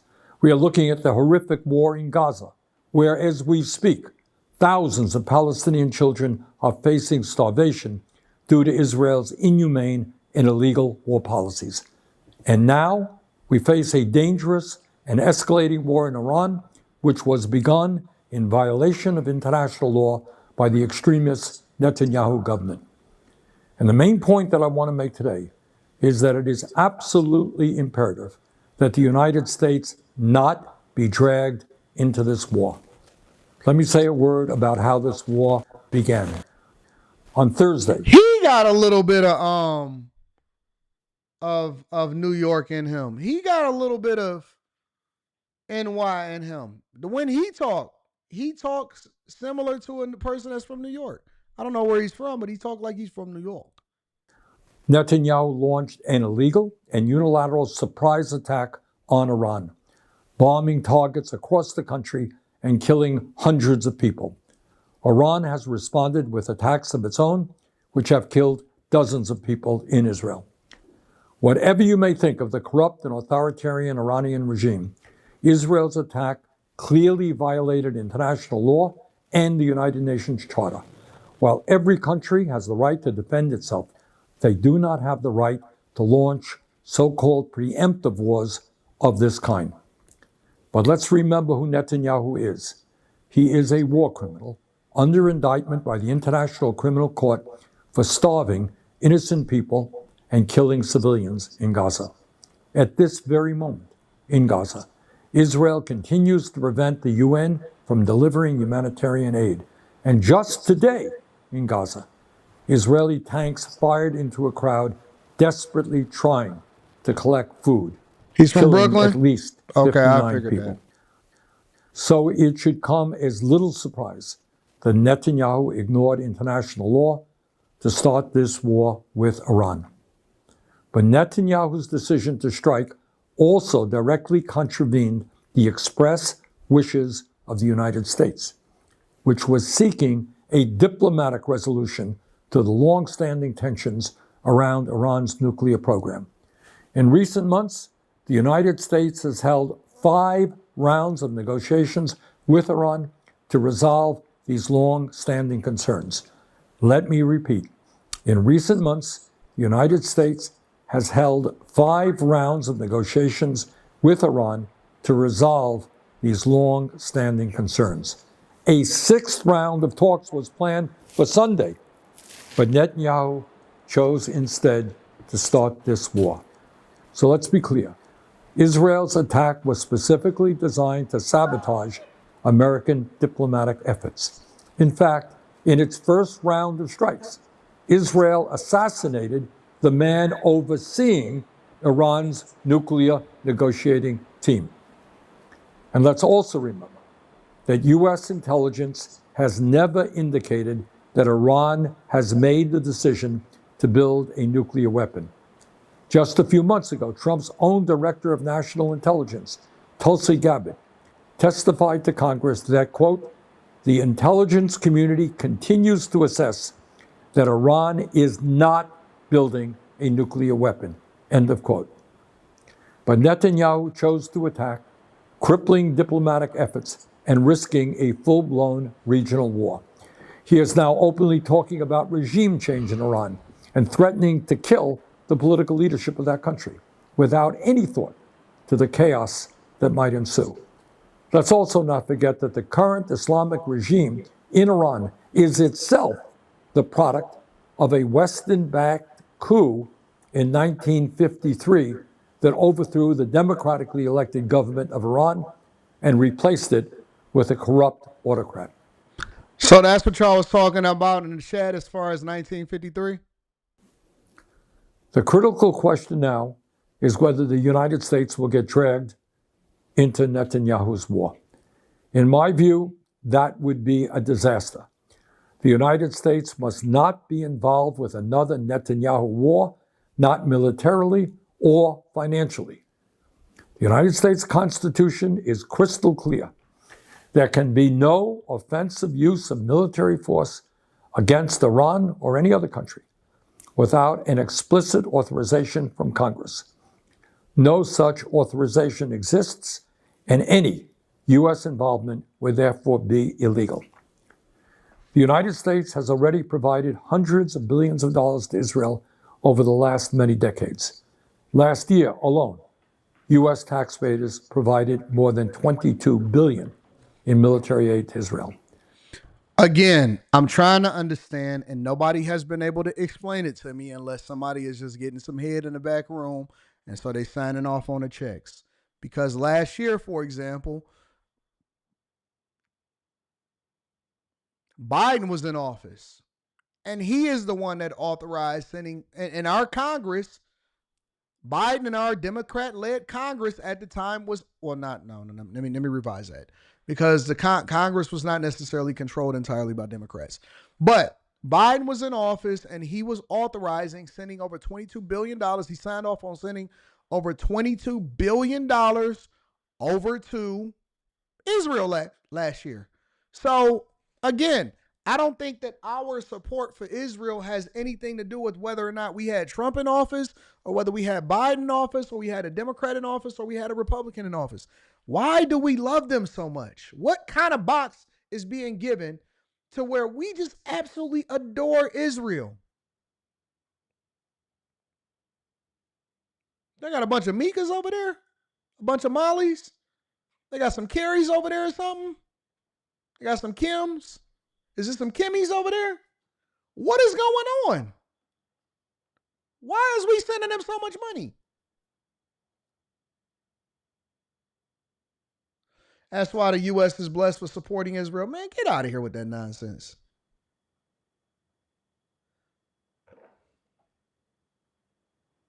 Meanwhile, while providing massive aid to Israel, we have Americans sleeping out on the street, unable to afford health care or other basic necessities.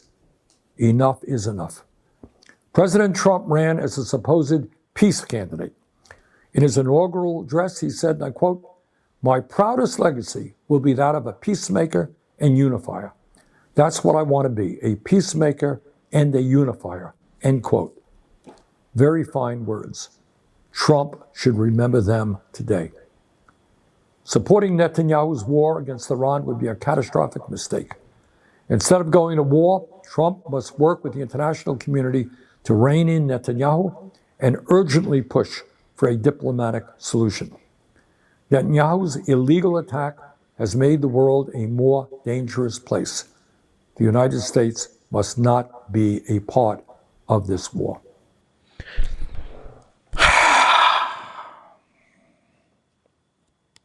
I'm going to say something that is bothering me to my core, but I have to maintain my integrity with telling you the honest to God truth and not just what I think that people want to hear. I just got to be real. I have to be 100% real on this.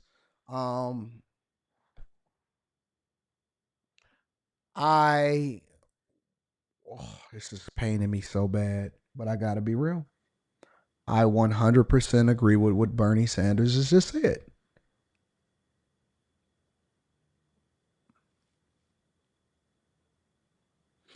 I 100% agree with every single point. There is nothing that he said that would lead me to believe that he was wrong on this issue. Now, we got a whole nother conversation on illegal migrants, a whole nother conversation on Congress's purse strings, a whole nother conversation on men and women's sports, a whole nother conversation on how it is that we spending our money from the government, a whole nother conversation on tax plans, budgets, billionaires, millionaires, capitalism, the whole 9 yards. But I gotta be honest. I gotta be 100% honest. And this is why it's important for us to look at the issues and policy individually and not just evaluated based off of the person that's saying it. I don't disagree with anything that Bernie Sanders has just said. I don't want to be a part of another war. We war fatigued out here. We are war fatigued. I don't believe that we should be dragged into this war. I don't believe that we should continue to spend money to support war. I believe that we need to make sure that we're doing the best thing in the best interest of Americans. I'm tired of being involved in international relations to the extent that where we got to then start providing financial and military support to other people. I think that Netanyahu is crazy and insane, and he don't have no rules and he don't have no leash on him. And you know, an authorization of war has to be signed off by Congress according to the U.S. Constitution. To even be having a conversation about what we would and wouldn't do to Iran is crazy to me. It's crazy to me. It's absolutely insane. And so I think that I would love it if we can find some kind of diplomatic resolution to it. It sounds like that day is come and gone. I don't like the way that our alliance with Israel is continuing to play out. It always drags us into things that we don't want to get involved in. Israel is like the little brother that keep on talking shit because he know that the big brother is always backing him. And I just don't like it. And I don't disagree with anything that Bernie Sanders is saying right now. At all. Disagree with the other 97% of what Bernie Sanders said, but I don't think he's off on this one. I don't think he's off. And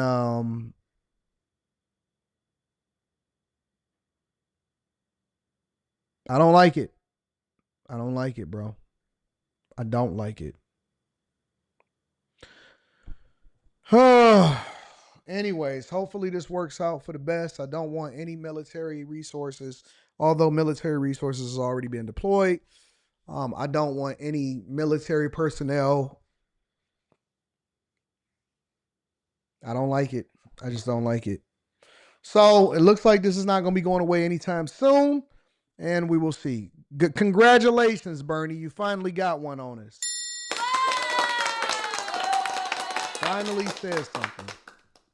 Finally says something that made sense. Anyways, make sure y'all hit a like for the algorithm, subscribe to the channel, and turn on your notifications. Let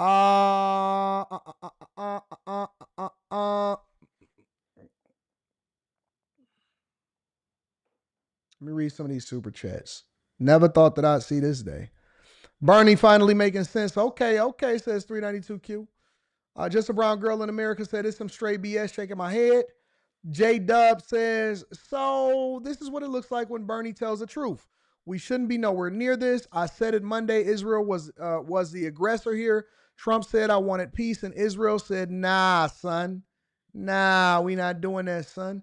Series A 5274 says Israel is our main ally in the Middle East. The money we send them benefits America, especially when it comes down to military and Israel and intel. 22 billion. Okay. They're holding something that happened in September over America's head, says Abe the Hunter. 50% Simp says, what up, though, with the super sticker? I appreciate you, bro. Jones FX 426 says, Bernie running for president, don't fall for the BS. Nah, Bernie know he's aged out. He's already know he's aged out. He'll never become president. The current Israel is not the Israel in the Bible that God made his promise to. Revelations 2:9. Y'all trying to do Bible study today. Bob says, you mentioned assassination attempt. What country had a hit out on Trump? Carrington Love Jr. says, it's some cult religious because the oil supply that we get from Iran is way more beneficial. I didn't know that we get any oil from Iran. It's way more beneficial than anything Israel can offer. We get oil from Iran? Jim Short says, former NATO Supreme Commander in 1991 said, following new plans for America's century written by neocons. Take out 7 countries in 5 years, Iraq, Syria, Lebanon, Libya, Somalia, Sudan, and finish it off with Iran. Tristan Holt says, Israel is the U.S. presence in the East. That's why we support them so much. Shout out to Tristan. Make sure you guys hit a like for the algorithm, subscribe to the channel, and turn on your notifications. Let's continue to rock on. Arnold Schwarzenegger. Got to move on. Arnold Schwarzenegger. He appeared on The View yesterday. I did a video on it, but I want to deep dive a little bit more because, we just did a little quick hit on it yesterday, and so we want to have this conversation. Make sure y'all hit a like for the algorithm, subscribe to the channel, and turn on your notifications. The Governor, ladies and gentlemen. The Governor. Arnold Schwarzenegger is back in action on the 2nd season of his Netflix series Fubar, where he's... All right, we don't need to get into that part. We want to get into where Joy Behar decided that she wanted to ask Arnold something about illegal migrants and the protests over in Los Angeles. This country and improve the situation of people's lives. This is about... But you were governor already. I was. You can't do it again. I was. I'm not governor anymore. But you are. But as an immigrant yourself, you are an immigrant. You're an immigrant in this country. Yeah. Did you have a visceral reaction to what they're doing, what ICE is doing, when you see the videos of it? Well, I tell you, you said that the immigrant. I'm so proud and happy that I was embraced by the American people like that. I mean, imagine I came over here with the age of 21, with absolutely nothing. And then to create a career like that. I mean, in no other country in the world could you do that. Every single thing, if it's my bodybuilding career, if it's my acting career, becoming governor, the beautiful family that I've created, all of this is because of America. That's true. And so this is why I'm so happy to see firsthand that this is the greatest country in the world, and this is the land of opportunity. And I think because I'm such a proud American and a proud immigrant that came to America, I was asked to do, on July 4th, a big speech, the keynote speech at Mount Vernon. where George Washington was laid to rest, and where he lived and all that, to celebrate the 250th anniversary of America, the existence of America. And I will be doing the speech there. They asked me because I'm an immigrant, and there will be 7,000 some people there, and there will be people that will be sworn in and will become citizens that day. That's great. So it's really a great, great celebration. And this is what this is all about, is to celebrate people becoming Americans and coming to America and all that. And so I just think the world of the great kind of a history that we have with immigrants in America. But the key thing also is at the same time that we got to do things legal. That is the important thing, you know. So you got to do things legal, and those people. Did y'all hear her when she wanted to stop him? Listen, but he wouldn't stop talking. Do things legal. That is the important thing, you know. So you got. They want to stop him so bad. They wanted to stop him so bad because they want illegal migrants to be over here inside of the United States doing whatever it is that they want to do when they want to do it. He said what he said, and he's about to expound on it. But he said what he said, and they want to stop because he went off script. He wasn't supposed to talk about it. Well, you shouldn't have asked the question, Joy. To do things legal, and those people that are doing illegal things in America and that are foreigners, they are not smart. Because when you come to America, you're a guest, and you have to behave like a guest. Like when I go to someone's house and I'm a guest, then I will do everything I can to keep things clean and to make my bed and to do everything that is the right. Why is Sonny trying to stop Arnold Schwarzenegger by touching him on his left arm? Why is Sonny reaching over to him? Keep things clean and to make. What is Sonny doing? Why is he trying to stop Arnold Schwarzenegger from getting his full thought out?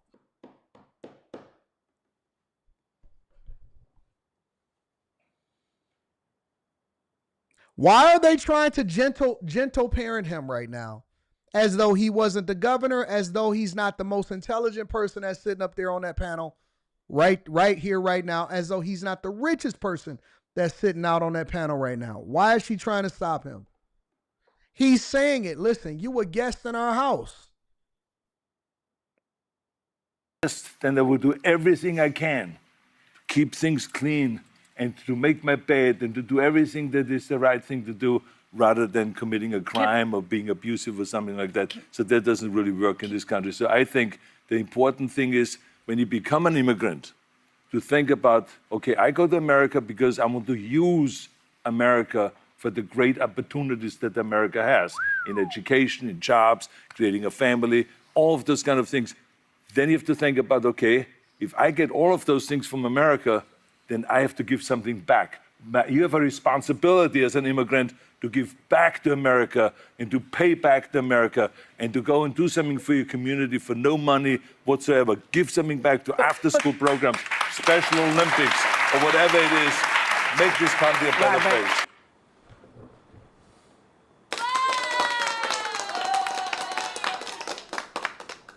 Shakur Nash says goalpost moving in 5, 4, 3, 2. I'm guessing that you're going to go into the part that Sonny hosting. Then responded. He cooked. He cooked. He cooked. He cooked. He cooked. Kay Cooper says, how does this man still have his hair? What do you mean? He rich. Even if he didn't have hair, you can have hair. You can do whatever you want when you get resources. He cooked. Listen, when you come into this country, you a guest. When you a guest, you usually show your appreciation. And because you've been able to benefit from what America has provided for you, you are supposed to show your appreciation, not only in your solidarity and your what's the word that I'm looking for here? Support for America and our culture, but you need to be giving back. Because if you never came here, you could have been over in Sudan or in the Congo with one arm. You could. These are the type of people that we want inside of the United States of America. People that contribute to the culture, people that appreciate the culture, people that appreciate the opportunity. You could have been anywhere else in the world, but you here in America. And that is one of the reasons why you are successful. One of the reasons why you are successful. So What is there to push back against? What is there to push back against? Arnold, don't forget, there's 90% of the people who come here are trying to do the right thing. They're less likely. And this is why I hate Whoopi Goldberg. I hate her braids. I hate her gums. I hate her glasses. I hate her rings. I hate her shawl that she's wearing right now. This is why we can't align with anybody just because of the color of their skin or their gender or their age. It's a lot of people that's older and they're old fools. What do you mean you're trying to do the right thing? Either you're doing the right thing or you're not. Either you're doing the right thing or you're not. I'm going to use that excuse, honestly, and I want grace. I want grace.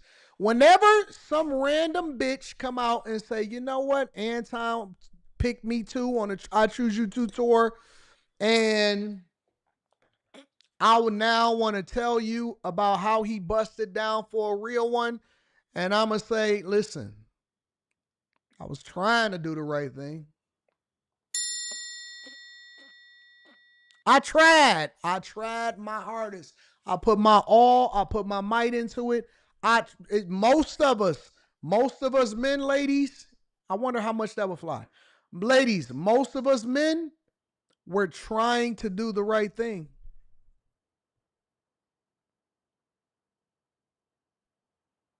Most of these immigrants is trying to do the right thing, but you just said the wrong thing, so I had to slap you up against your head, but I tried. I want grace. I want grace. Don't call the police. Don't keep trying to get on TikTok talking about, yes, I was in the room with this guy and he bust me down for a real one, and I can't say his name, but his initials start with an A and end with a, and then the second one start with a D. And he's this big YouTuber. Don't say nothing. Don't say nothing. I tried. I tried not to rob a bank, but I just needed some money. What do you mean? Most of them here is trying to do the right thing. You did the wrong thing the minute that you came over here illegally. What do you mean you tried to do the right thing?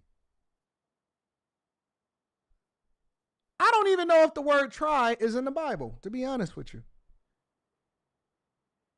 Hey, family, we all tried. We all deserve a participation trophy and a gold star. I tried to make it to work on time, but I got fired. You don't ask for grace. Guess what? Human resources is going to get you your box. They're going to get security. Matter of fact, they're going to have your stuff because they already knew that you was going to be late before they put you on a PIP. I tried to do my job successfully. I tried to do a lot of things. Guess what? Almost don't count. Almost don't. What do you mean you tried? 90% of the people who come here are trying to do the right thing. They're less likely to commit crimes. And a lot of what's happening right now is people are getting snatched who shouldn't be snatched out of the country, people who have visas, people who have all those things. So we want all the right people. We don't want people who are doing bad stuff. But they are less likely, immigrants are much less likely to commit crimes in this country than actually Americans. Y'all know that that's the new talking point? Y'all know that that's the new talking point? Every single liberal, it is a nationwide blast that has been sent out. Let me tell y'all something too. I'm gonna go back to Sonny Abysmal. I got an alert the other day from a liberal content creator, because you know that we friends, right? It's similar to Democrats and Republicans. We argue in public, but behind the scenes, we really cool with each other, okay? I got an alert the other day, and he said, Anton, don't say that I told you, but these people these Democrats is crooked, because just because you're liberal and just because you believe in something don't necessarily you believe in the representatives that exist in office today. And so he gave me the game and he said, listen, they paying people. I said, what do you mean, bro? He said they're paying people to all have the same talking points. People that support Democrats, people that have a liberal agenda, people that they know that are micro to middle almost to large influencers. Most of the large influencers choose not to take it, but people that's on the come up, people that's looking for some relevance, people that take any dollar, he said what they're doing is they're crafting a narrative for them to all have the same talking points at the same time, but to put it in their words and to make sure that their personality shines through.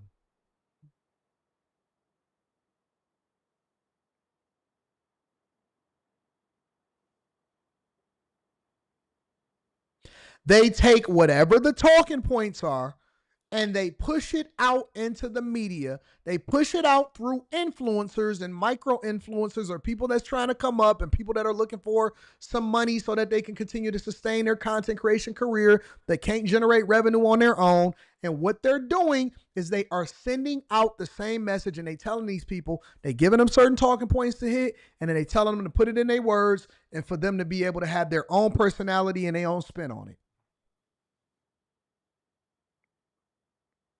They're still doing it today. So now what you hear a lot of people saying is, oh no, illegal immigrants in this country are less likely to commit crimes than American citizens that are already here. Now, they're not going to give you the context. They're not going to tell you that it's way more of us than them.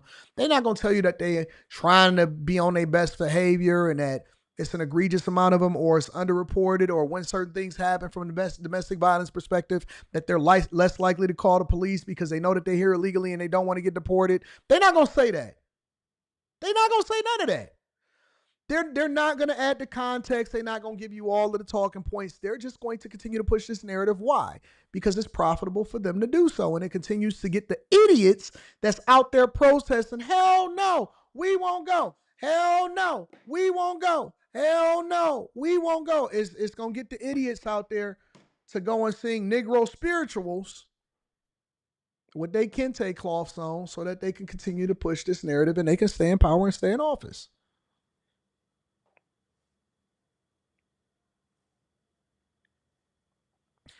If you're Antoine Massey, for example, right? The person he was partying on his birthday. They still haven't caught the 2 Louisiana inmates. Somehow, some way, that story just went away. Ain't nobody talking about it. He celebrated a birthday free. They out here in these streets. They making it rain for a real one. Nobody is talking about Derrick Groves and Antoine Massey anymore, right? If you're Antoine Massey and you know that the bounty hunters is looking for you and all of the people in Louisiana is trying to get you to go back to jail, you know you got an arrest coming, right? Would you be beating up on your chick so she can call the police and stab you in your sleep and then get you arrested and sent back to jail? No.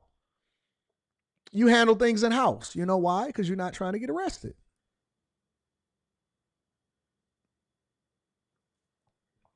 You handle things in-house because you're not trying to get arrested. You have lost the privilege of being able to call the police if you are here illegally and you have these people out here coming to get you. Of course crime is going to drop. Why would you?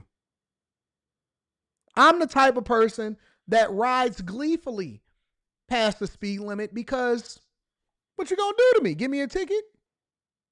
I gleefully ride, especially when I'm upset, especially when I got a bad attitude.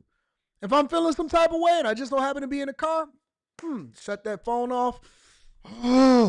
Aggravate me. I'm getting better. I'm working on it. Okay, so the police pulled me over. What's going on, officer? You know you've been speeding. Hey, man, if you don't hurry up and give me that ticket, get mouthy with the police. You talk back and forth. You do all of that stuff. You know why? Because I'm legal. 100%. So you move a little bit differently when you know you got a little bit of grace. Just telling you the truth. Born citizens. And the other thing I just wanted to say when is you don't have a license, that is when you're more likely to obey the law. That's when you're more likely to do the speed limit. You're going to drive with your seatbelt on. You probably don't even take freeways. You go all side streets, no main streets.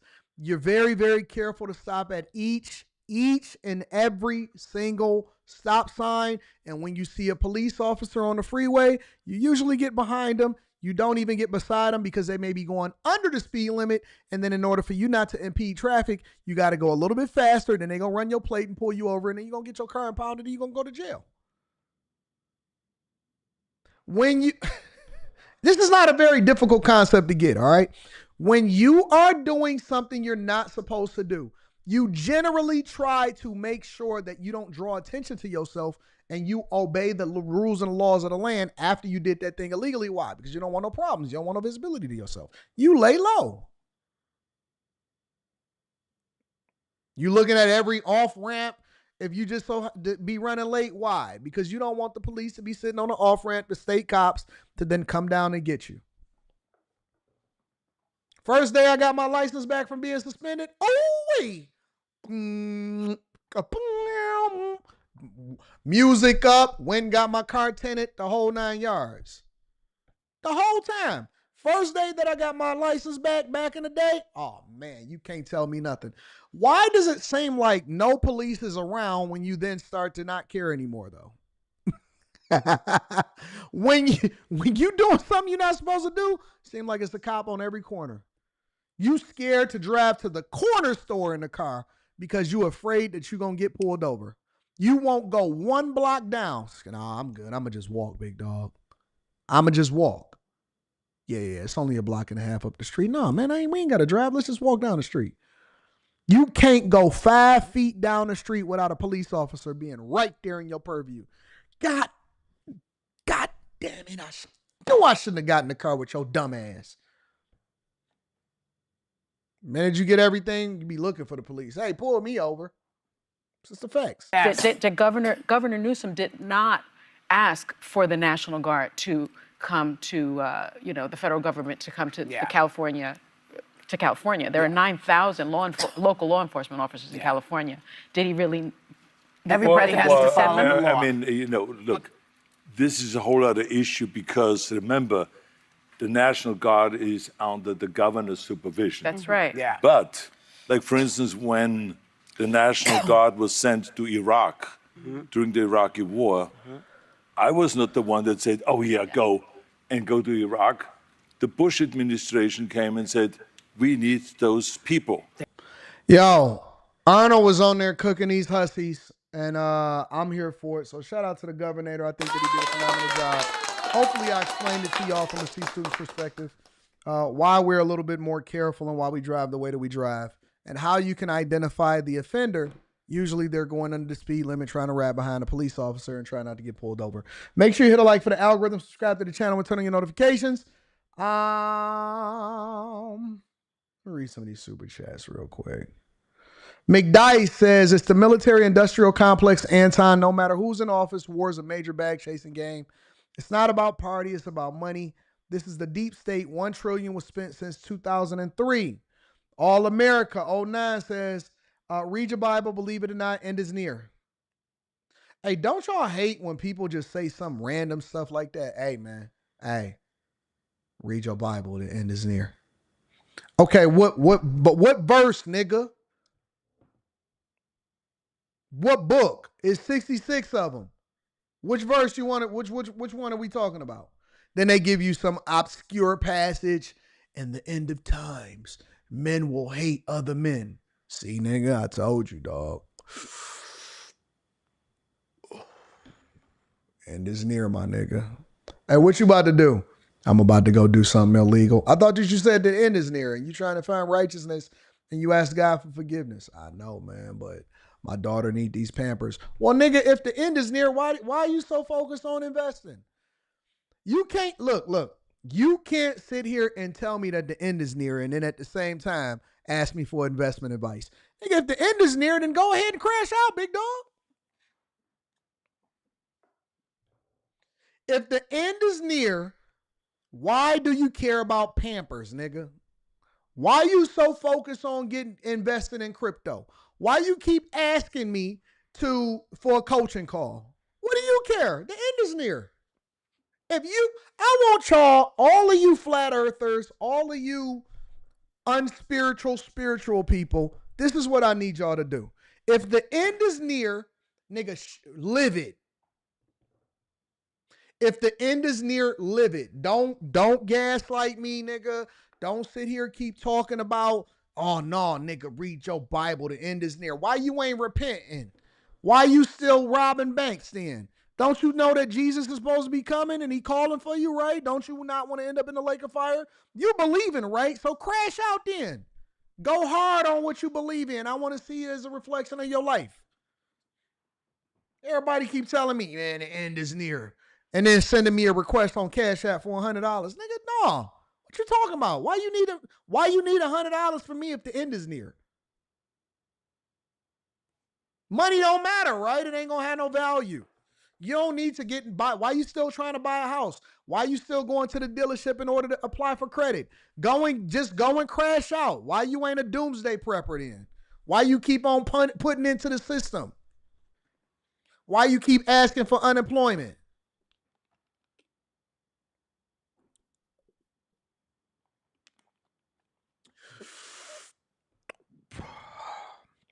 Dog, you know the end is near, dog. Yeah, nigga.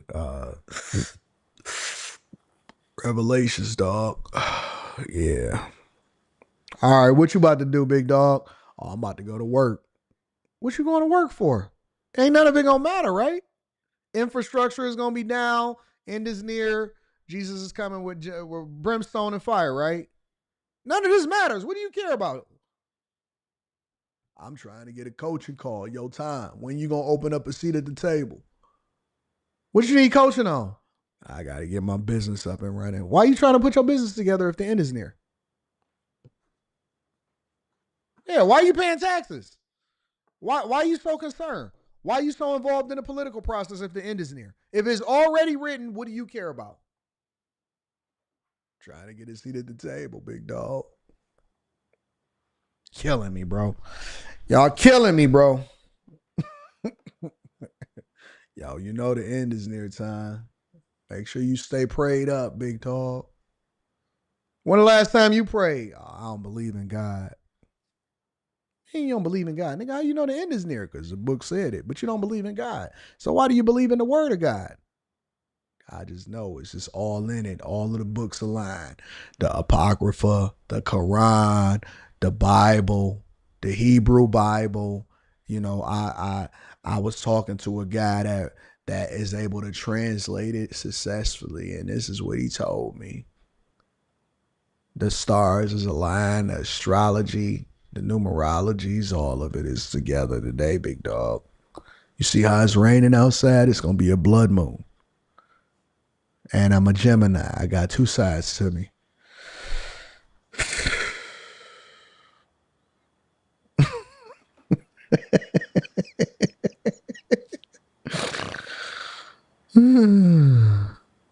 Like, dog, you got to stand on that. Stop going to work. Anton, a lot of churches, black, are teaching dispensationalism. Woo, I got that word right. Let me give myself a round of applause. You tried to stomp me. I know what you did right there, Eric. You tried to embarrass me. You tried to embarrass me. You tried to say that big word on me so that you can try to have me mispronouncing it. You paid $10 to try to get me to mispronounce the word because you thought I was going to be on room 9 time today. Nah, I seen that super chat come in. I was already sounding out my consonants and my vowels. Dispensationalism. Oh, then I had to separate the word. Okay, dispensationalism. Got you this time, big dog. My consonants and my vowels, they all working together, which is why they bring up the Bible regarding Israel. They've grossly misinterpreted revelations. Hey, cause Christian Zionists. Hey, Eric, you tried to stomp me with that word, though. I feel what you're saying, but you tried to stomp me with that word. Tried to embarrass me in front of my friends in the chat. He tried to embarrass me in front of my friends in the chat, but I got him. I got you this time, big dog. Helmet Gang is in the building. Shout out to my Room 9 affiliate. Shout out to Room 9 in the building. We gonna get it, y'all. We gonna get it. Remember, A and B students work for C students. A, did you see or hear what happened to Dr. Umar's school? I guess it's never gonna open up. Bruh, did y'all ever really believe that Umar Johnson was ever going to open up a school? If that is not the biggest finesse and grift of all time, I stopped talking about Umar Johnson. I stopped even listening to his videos. For everybody that believes in Umar Johnson, I got a bridge to sell you to, and it don't open up until 2069. It don't open up until 2069. I promise you we going to get it open, though. Hit the Cash App. Hit the Cash App. I stop even, when people send me videos about Dr. Umar Johnson, I'll be like, this nigga sold last year. Oh, no, you know what? The school is not open because something happened again. Bruh, I done built 30 houses, opened up multiple businesses, and traveled the whole world, and you still talking about a school in Delaware. God, man, nobody taking that serious. Get out of here, bro. Get out of here, bro. No, he gonna open up the school, and then here's what the people that supported, that sent a whole bunch of money, that don't want to come to the conclusion that they got finesse. I mean, he got it though, and this is what they'll say. And what you doing for the community? At least he trying to do something. What you gonna do for the community? How can I reach out to you? I would like to talk. You can email me at AntonDaniels413@gmail.com. Kenny3Stacks says, yo, Anton, respond to her show today. Whoopi said Iran in 2025 is the same as black people in 2025. What? You lying. Hold on. I'm going to go look that up. Tyler, I'm going to pivot for the last thing that I wanted to talk about. Just accepted a cybersecurity role, paying $230,000. Shout out to the Chasers. DC meetup is next week. Shout out to you, and shout out to everybody that continue to get that bag. I love it. I love it. I love it. Did I tell you to go into the right profession, or did I tell you to go in the right profession? Jason A Team says, anyone remember the old sound? Send me Whoopi Goldberg, and I'll pull it up right now, saying that Iran is like black people. Anyone remember the old sound effect on the website when his famous movie quotes? I forgot the website, but I was a kid and it was hilarious. I don't remember that. Tony Nichols says, Anton said, I hate her gums. Whoopi Goldberg, I can't breathe. I don't like Whoopi, man. Nichelle says, watching a bald-headed white woman trying to stop an ICE detainee truck while shot. Yeah, I seen that too. Oh, we got a lot to cover. Let my people go is all the reparations I need. I heard about Brandon Johnson talking about he gonna give reparations.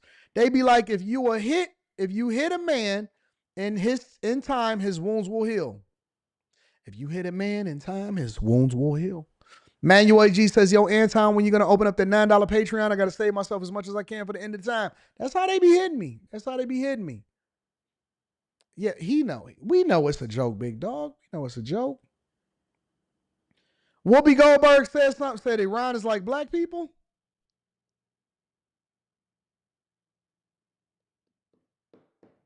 I don't believe y'all. I don't believe y'all. Let me go and look this up. I'm going to pivot for a second. I was going to talk about Brandon Johnson. When did she say that?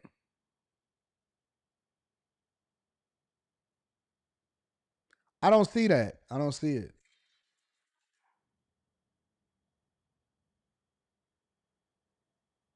I don't see it, bro. Y'all, I think y'all is pulling my leg. Shout out to my dog, Chef G Rap says he sent $5 for Whoopi's gums. Oh my God. Let me see. Shout out to your car also. Oh, you did send it to me. Okay, hold on. Let me see what we're doing right here. And it's slow. All right, let me pull this up. Give me a second. I'm going to pull it up.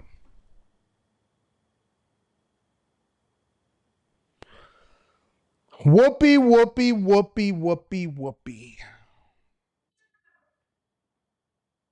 All right, let's pull it up.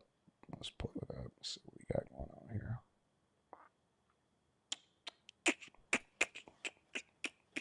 This must have just aired today. Y'all must be just catching this like super fast. Because this isn't even posted on their site.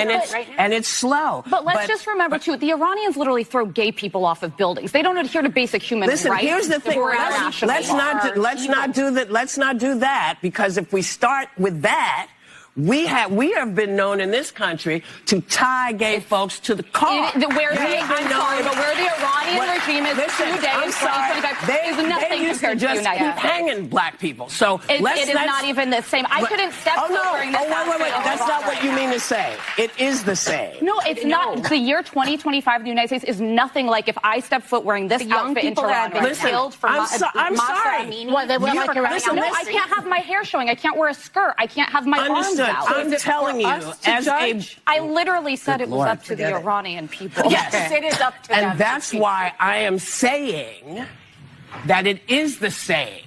Murdering someone for their difference is not good. Whoever does it, it's not good. So that's why I said you weren't saying what I heard was not what you meant. I think it's very different to live in the United States in 2025 than it is to live in Iran. Not if you're black. Not for everybody. Not if you're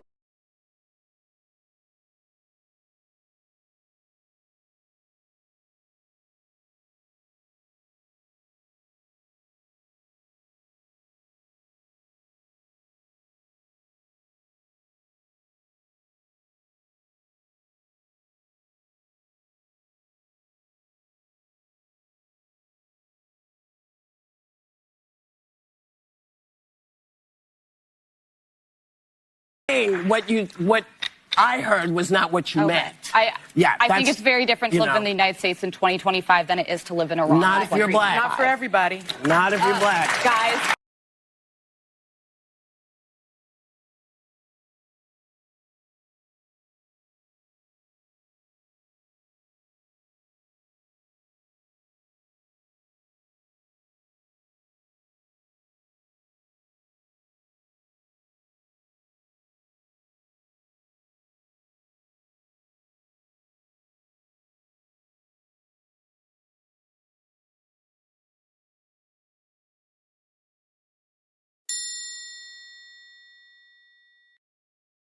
I'm sorry. I was muted and probably for good reason. Did she just say that? I'm sorry, y'all. Give me a second. Did she just say that being a black person in the United States of America in 2025 is the equivalent of living in Iran in 2025? Oh, man. The Victim Olympics will never go away. I can't believe that I'm actually hearing this from a rich-ass black person that gets paid millions of dollars to sit on a TV show and is telling you guys that you guys are victims. In 2025, in the United States of America, she's saying that black people are oppressed in the United States of America, and it is similar to going over into Iran.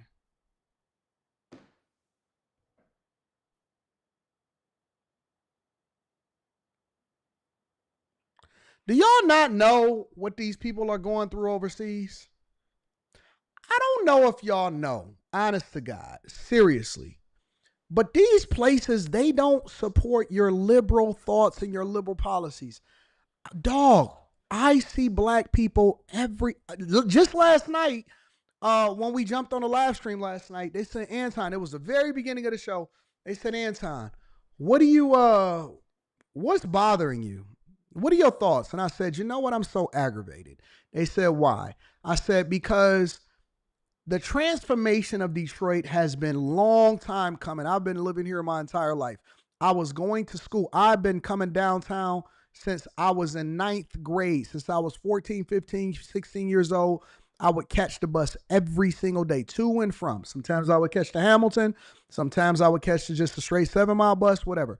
But I've been catching the bus downtown, and I've been living downtown. I've been visiting downtown. I remember when you would go to Cass Corridor, right around the block from Cass Sex from my high school, and it was nothing to see. Needles on the ground, crackheads everywhere, chasing the kids. some nigga with his dick out running around, all of this stuff, right? And the transformation of the city has been so great and a long time coming that I refuse to leave now that it's where it's supposed to be, and now that it's continuing to grow and it's becoming whatever it is that it's going in the direction that it's going. Neither here nor there. Here's the point, though. They said, Anton, why are you so aggravated? I said, because, man, listen, I'm sick of these YNs. I know everybody is out of school. I know everybody is want to come downtown and all of this stuff that's in the city or in the suburbs or in the, on the east side, west side or whatever. But they come down with their wife beaters, with their blonde tipped dreads, pants sagging, no shirt on, holding up traffic, smelling like trees, and always causing a ruckus and being problematic. And I'm sick of it. I'm absolutely sick of it. But guess what the real thing is about this whole situation is that they do what they want to do when they want to do it. They do what they want to do when they want to do it. Ain't nobody restricting them. Ain't nobody stopping them. You literally can do whatever you want to do in the United States of America. And if you live in certain cities, you can go and bust somebody up inside the head and they better not say nothing to you. You can do whatever. You could be a millionaire. You can go and get your plumbing license. There's nobody restricting you from going in certain bathrooms. You can go over and bust it down for a real one. You could do whatever. You literally can go and do whatever. There is nothing stopping you from doing what you're going to do in the United States of America if you are a black person and you are a legal citizen inside of this country. It's the reason why everybody is trying to get here still to this day, fighting their deportation. They could deport themselves. They're not trying to deport themselves. They come in here. I've seen, what are they? What is they? Nigerians. I've seen Nigerians come over here, buy a food truck, and then open up a whole restaurant, and they all moving and they shaking and they cooking. I've seen all kind of, man, look, I am from the inner city, between Norfolk and Chippewa, Livernois and Wyoming, between 7 and 8 Mile. Inner city of Detroit.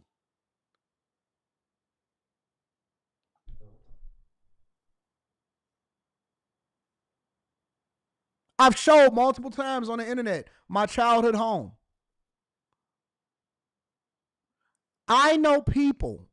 I have friends everywhere that I grew up with. One of my best friends, I've known him since kindergarten. Black. Successful as hell.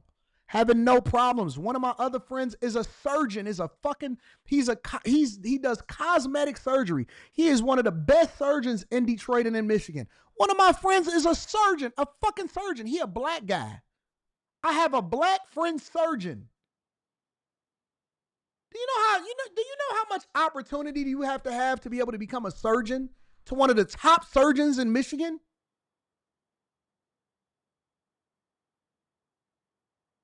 How can you sit there and compare an oppressive regime operating in Iran to black people in 2025? You're right, Jason 18. We got so much freedom that we take it for granted. We have so much freedom that we take it for granted. One of the best surgeons in Michigan, and every time I see him, he be like, hey, man, I love what you're doing. And every time I see him, I say, man, I love what you're doing.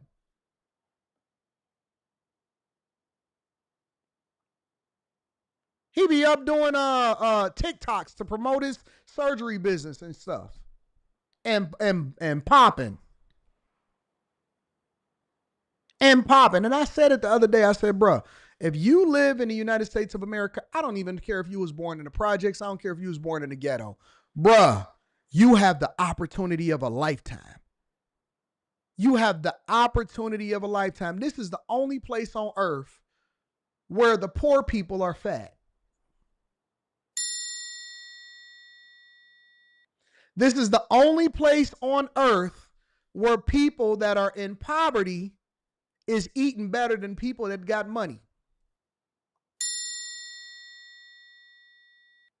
Poor people are fat here. They get all of the food, all of the housing, all of the kids. They having kids out of wedlock.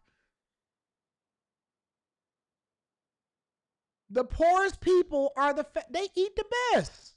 They get all of the cereals, all of the Pop-Tarts.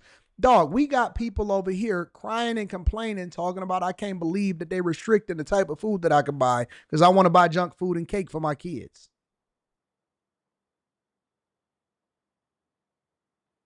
Being black in America?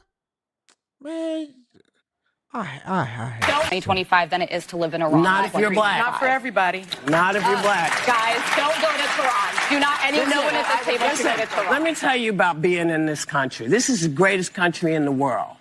But, yeah, I know that. I know that. And we all know that. But every day, we are worried. Do we have to be worried about our kids? Are our kids going to get shot because they're running through somebody's neighborhood? They are not big deals, and I don't mean to say they're not big deals to you, because that's not what I meant. And they are not doing well there either. They are not doing well in Iran. They are not educated. They cannot property. They cannot leave States. I'm talking about here. Nobody wants to diminish the very real problems we have in this country. That is no one's intent. But I think it's important we remember there are places much darker than this country and people who deserve rights. Not everybody feels that way. Not everybody feels that way. Listen, I'm sorry. You know, when you think about the fact that we got the vote in 1965. Okay, they don't have free and fair elections in Iran. It's not even the same universe. They can't go out of their house.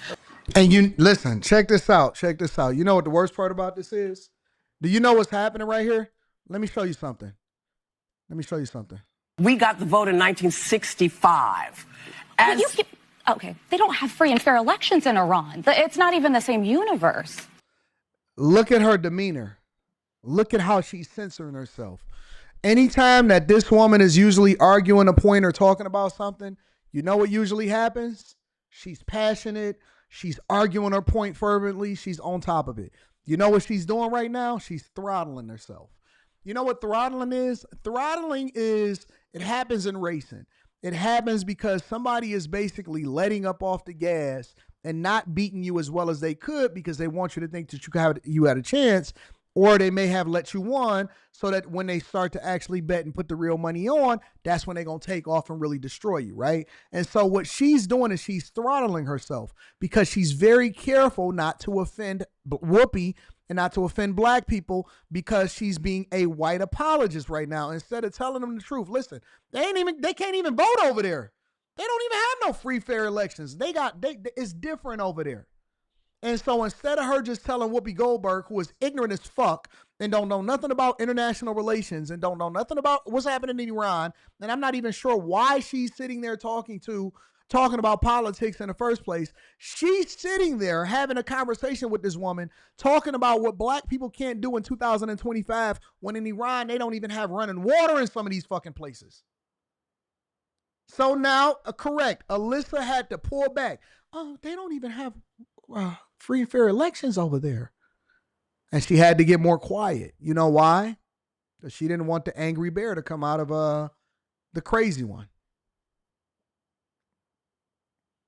Y'all gonna get enough of being white apologists. Okay, they don't have free and fair elections in Iran. It's not even the same universe.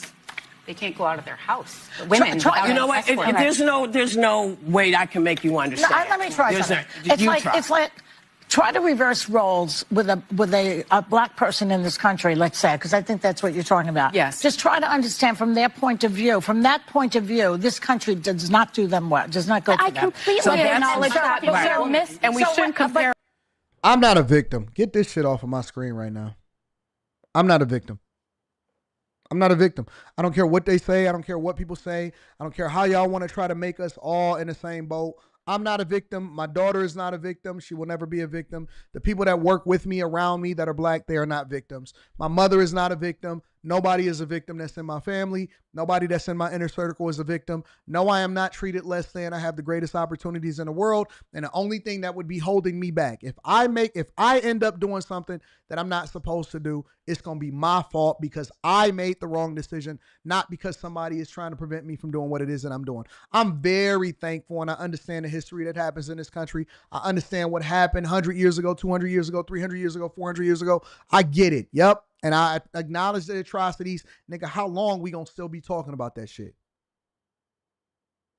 Ain't nothing hold me back in 2025. I'm doing my ancestors great because the fact of the matter is they fought for me to be able to get this rich. And so I'm a get it. I'm a get it. I'm 100% gonna get it. And ain't nothing and nobody that's holding me back. I could do what I want. I take ownership of everything that has ever happened to me in my life. Ain't nobody tried to restrict me. Ain't nobody told me that I ain't gonna be nothing. Ain't nobody stopped me. Nobody has stopped me from being great. Nobody. Anything that I have not achieved is because of me. It's because of me. Nobody did nothing to me. It's all because of me.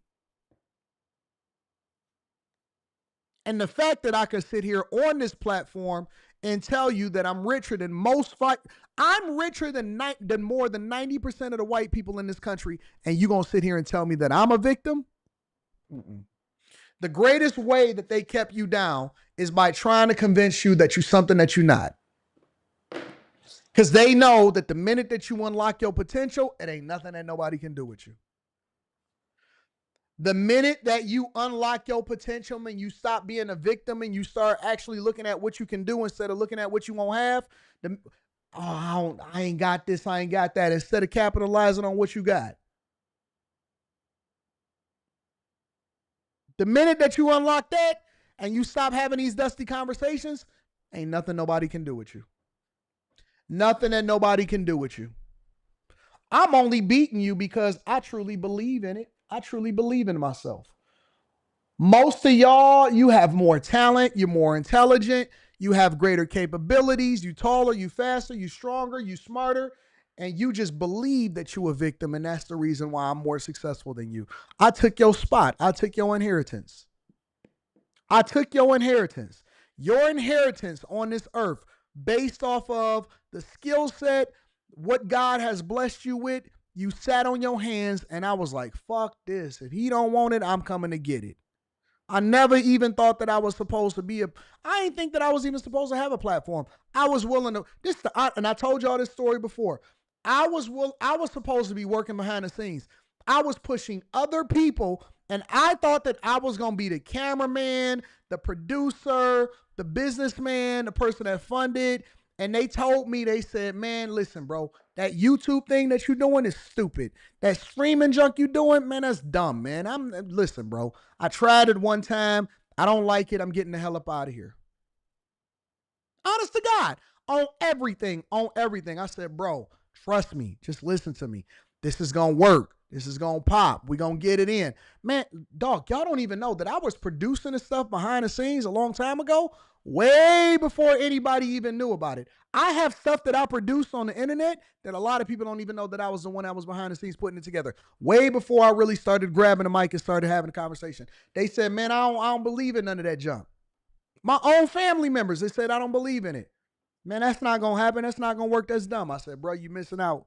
You messing up. You missing out. You're messing up. Come on, man.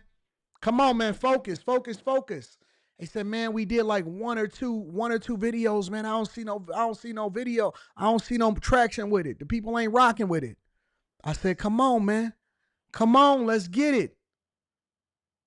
They said, man, we don't want to do this. If I'm going to do this, then I don't want to listen to you, bro. I'm going to do it my way. They never did nothing else. I said, all right. I took what they did. I took what I was about to get at them, and I did it for myself. And now they be looking at me. Real talk. This is the honest to God truth. Hey, man, I like what you got going on over there. You really believed in yourself, huh? Nigga, this was yours. This is yours. This was supposed to be you. I'm you. And I was just willing to share in it. I was willing to put everything into you. I'm you. I'm you.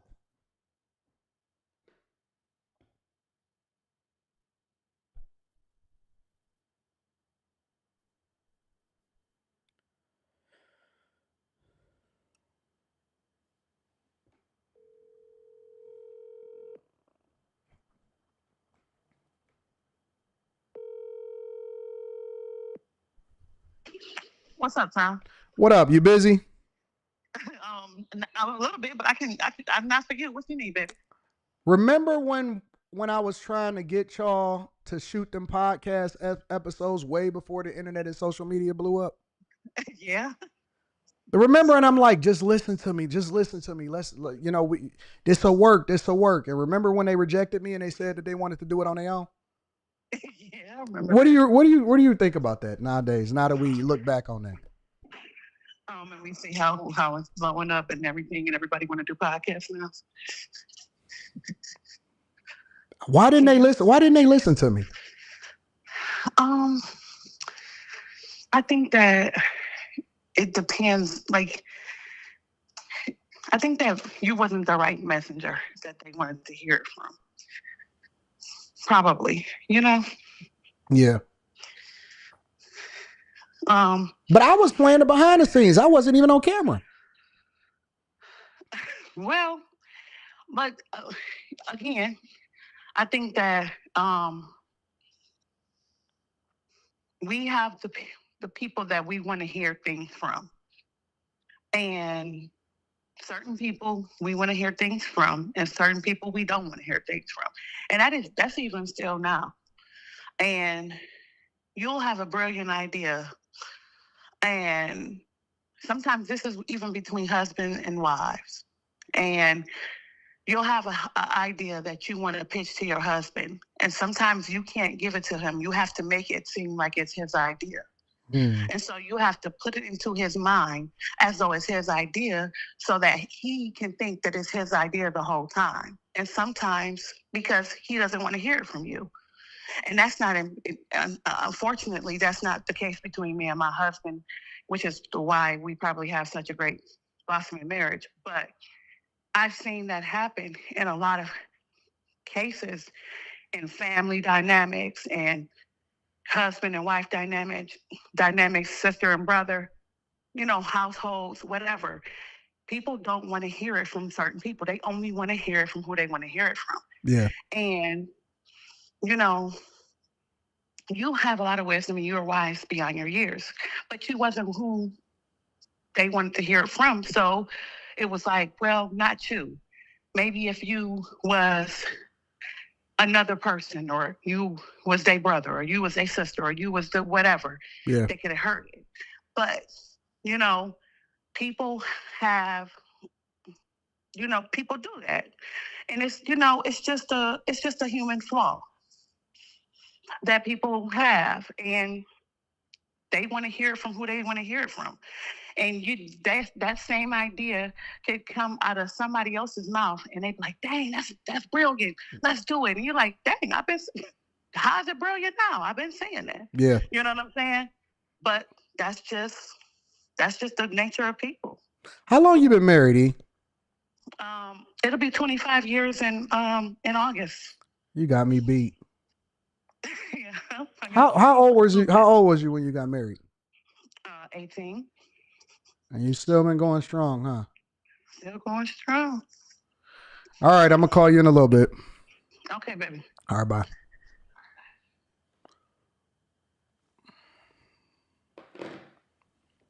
I listen. When people tell me that they don't understand, or there is no results, there is no unicorns, women don't get married at 18 no more, all of this stuff, I'm telling you, I know them. I see it. I see people in real life. In real life. I know some women that will run fucking circles around these women out here. And guess what? They not on the internet. They not even visible. They don't even have no social media.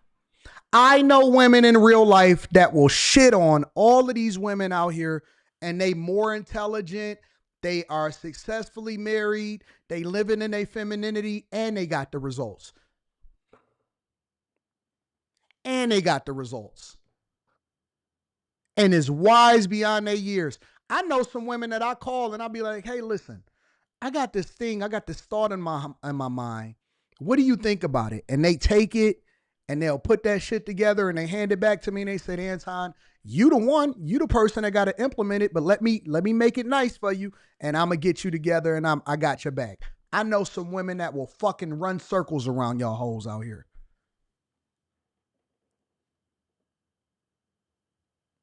And I don't cap. So when I tell you that I had ideas and I was giving it to people for free, I was giving them the game that I was like, yo, you need to do this. And yo, before it was called podcasts, I was giving people the game and I said, listen, you got to do this.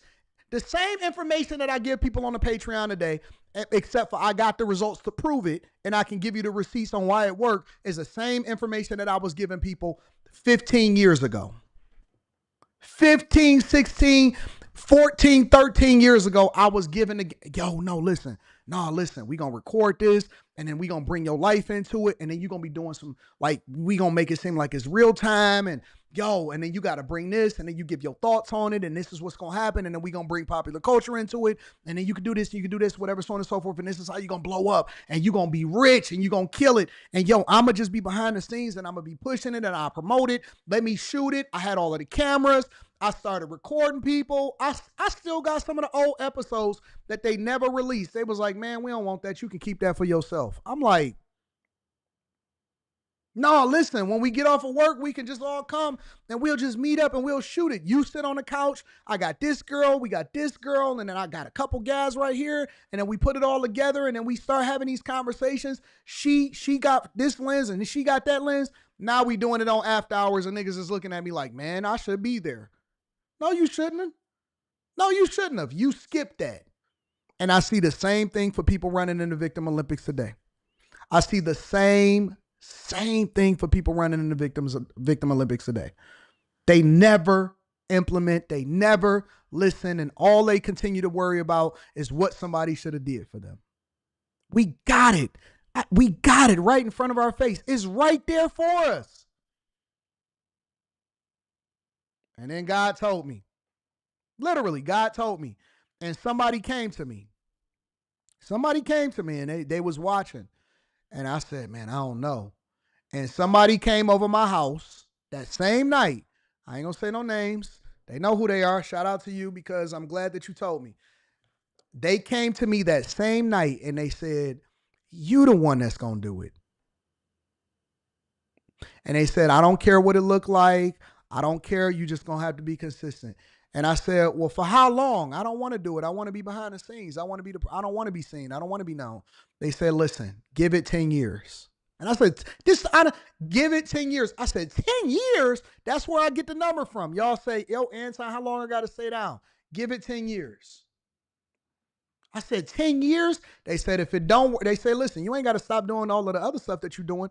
But if it don't work in 10 years, then you can say that I'm a liar. But give it 10 years and you're absolutely positively going to do the thing that you're supposed to do. But start now and don't stop for the next 10 years and see what happens. They say, you the one that's going to have to take this same idea and implement it. The difference is that I listened. The difference is that I actually believed. The difference is that I didn't believe I was a victim because they didn't take my idea. I went and I manifested it myself.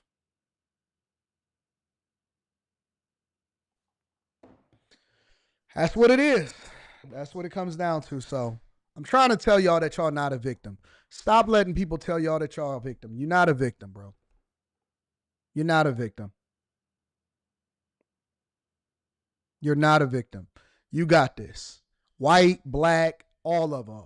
All of y'all got a tribe out there. All of you have a purpose out there. Live it and stop playing fucking games and stop wasting time. Somebody said, how long have you been at it? More than 10 years. More than 10 years. Let's see something.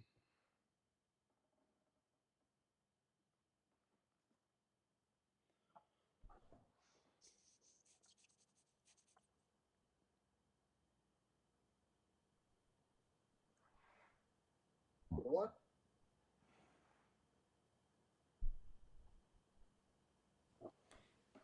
My oldest video is 11 years ago.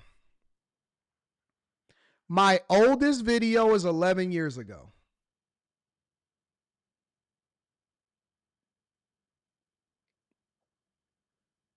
My oldest video is 11 years ago.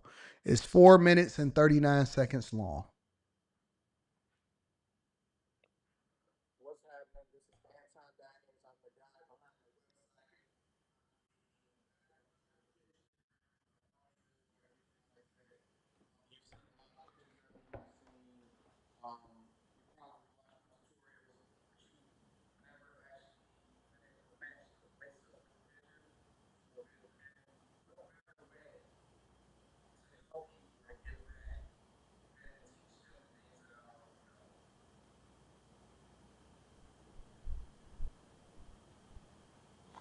Hell no, I'm not running no 11-year-old clip. I'm not about, hell no, I'm about to end this show.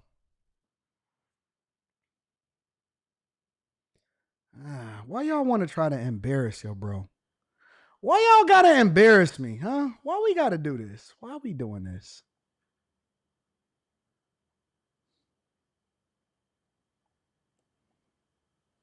I don't like y'all right now. I don't like y'all.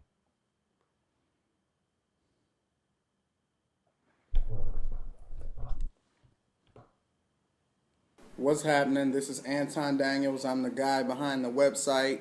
I'm the... Hell no, get this shit up off my screen right now. Get this shit up off my screen! Guy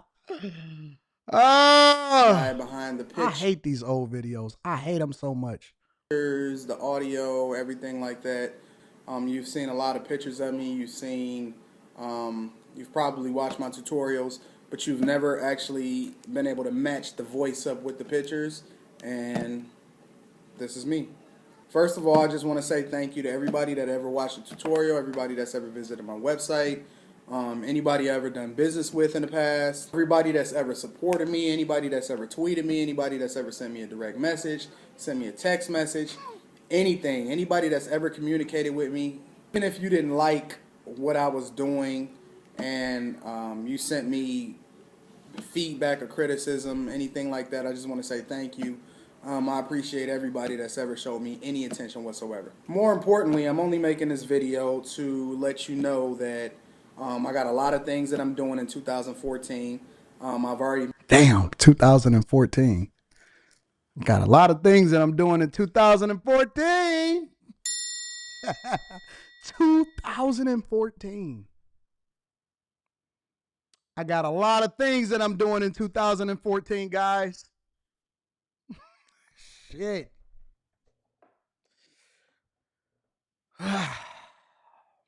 Who knew 11 years ago dropping that video that we would be here having this conversation today? Been gearing up in 2013 for 2014, and I'm just going to go over a few things that I'm going to be doing with the website and everything like that. Number one, and most importantly, and please excuse, I'm eating a snack. I really like Nestle Crunch.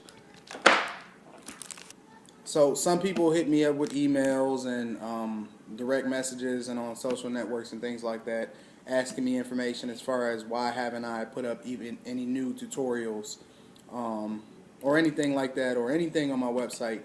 And it's because it's being completely revamped. So I finished the 9th video, and that 9th video was the end of the beginner series. And the newer videos are going to be so much better, so much more interactive. And aside from that, Anton Daniels is going to be, in addition to a hub for you to learn things about technology, it's also going to be a hub for business. And what better way to help people or to give back than to teach them the things that I already know. The message is the same. The vessel is a little bit different, but the message is the same. Teaching people about money, teaching people about business, technology, how you can implement it in order to continue to be successful while bringing you on the journey. The message has never changed. The message is still the same. The message is still the same. What am I looking at right now? Who the fuck is that guy? So, AntonDaniels.com is being completely revamped. I'm developing it as we speak. I'm also going to be doing live streaming. I'm going to be hosting online seminars. I'm going to be helping people live in person. I'm just going to give, and keep in mind, I'm going to be doing as much of it as free as I can. I mean, so pretty much everything is going to be free. If I'm doing it, you should be able to get your hands on it for little or nothing. I've been really, really busy, working really hard. I got a lot of businesses. Some are doing really, really well, and then others have the potential to be even greater. So I've been really honing in on those things. So thank you to anybody that's ever supported. I can't. Same message. It's from 11 years ago. It's no different. Same message from 11 years ago is no different.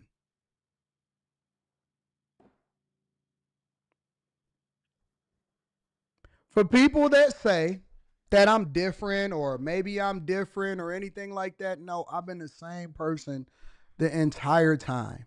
Same message, different level of success, but 100% the same thing that I set out to do is exactly what I'm doing. Can't really say what they are, and I'll explain that in later videos and things like that, but I'm going to be more hands-on. I'm going to be more interactive. I'm going to be more involved with everything that has to do with my website. Trust me, I want everybody that I've ever interacted with, I want them to be successful. Anybody that knows me, anybody that's ever ran into me knows that all I care about is seeing other people duplicate the things that I've done, and most of the time be better than I am. So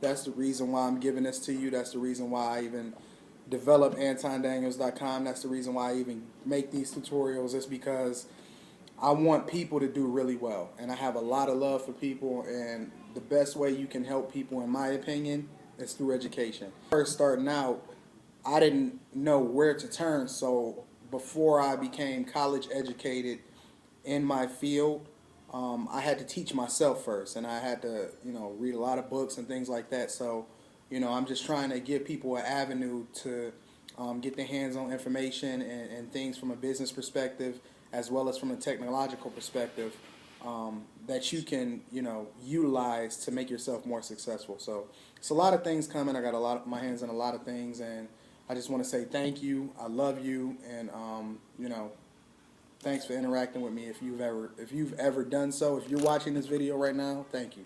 So I'll check y'all out. Top of the year, January 2014. It's on. So I'm gonna see. It's on. It's on. It's on. It's on. It's on. It's on, and it's popping. So if you ever needed inspiration, if you ever needed proof, if you ever needed somebody to tell you and show you and document the journey so that you can actually have the proof and implement it yourself, the message is the same. Nothing has ever changed. The message is exactly the same as it was in top of the year 2014. It's the same. Nothing has ever changed. All right? And I said that it's been on and that I wouldn't stop and that I was going to go after this, and that's exactly what I did. And guess what? I'm more hungry than I ever have been before. I'm more hungry than I've ever been before in my life. I am fiercely hungry. I want it. I want it more than I ever have. That just put a battery in my back. Soon to be the Billionaire Morning Show Facts. That literally just put a battery in my back. I'm glad that y'all made me play that. Really did put a battery in my back. So ain't nothing changed. Got our teeth done. Put on some weight because we've been eating good. You know what I'm saying? Got a couple grays in the beard. And it's on. It's on. Y'all ready to get this money? Y'all ready to run it up? You're not a victim, bro. You're not a victim. All you got to do is be consistent. All you got to do is dedicate yourself. So everybody, oh, I'm not humble no more though, Molly. I'm different now. I'm an animal now. They turn me into the Incredible Hulk now. So for everybody that hit me up talking about, man, I ain't got no traction on my videos. Oh man, man, how come I ain't blew up yet? Miss me with that shit. I don't want to hear it. Miss me with that. Anyways, I love y'all. Let me read some of these super chats and then we're going to get up out of here. New subscriber here, 23 years old. Thank you for your content on the morning show, after hours, on the main channel. Let's meet in Detroit soon. Shout out to you. I appreciate you. Malachi, thank you for holding me down, my friend. I told you, Anton, says Kenny 3 Stacks. Kenny 3 Stacks says, this is what happens when you base everything you believe in and stand on its base almost purely in emotions. This is as hurtful as the black culture as the ghetto side. Shaking my head. Ivy League says, folks love projecting their insecurities on you. I just believe in myself. All American says, Luke 19:13, Jesus tells his servants to do business with what he has entrusted to them until he returns. Mika's in the building, says, you have to have discernment to see it before it blow. And let me tell you something, Mika believes also. All American says the parable emphasizes the importance of actively using the gifts and resources God has given rather than simply waiting for his return. LaFleur says, that was my mindset too, AD. I would rather be the person behind the scenes putting everything together. Yeah, God had a different plan for me though. Hey, is that Slimmy? Snack pack. Tech Coach Ralph says, I appreciate it. Shout out to Tech Coach Ralph. Crash Out or Cash Out says, nice come up, just needed a little bit of bass in your voice. Nah, we gonna go exactly how we been going. Solution Trucking Channel says, this was the reason I started rocking with you. I went back and watched all of your older videos and saw that you were consistent, and I saw the growth and appreciated it. I'm gonna come back to you, Ray Sean. Chad for More says, I remember watching that video. Good old videos. Bripto Britt says, what old vids of Zesty Anton? With our eyes rise says, Wakanda is a real place. Go to Green Lover's Dream. All love AD says Bripto Briss. And shout out to my dog Ray Sean, one of my greatest students of all time. Definitely implemented it and was way more successful, way faster than I was. So shout out to Ray Sean for the 200 ball, and shout out to y'all. When I jump on this platform and I tell y'all that I love y'all and I appreciate y'all, I really do. I was loving and appreciating people when I only had 10 viewers, when I only had 100 subscribers. I was so thankful for every one of them.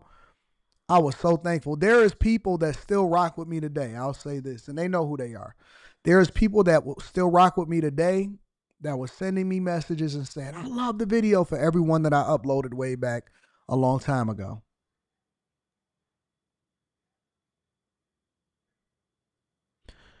Consistency, believe in yourself, dedication, keep God first, and continue to master your craft. I love you. I appreciate y'all. I'm going to holler at y'all tomorrow. Peace.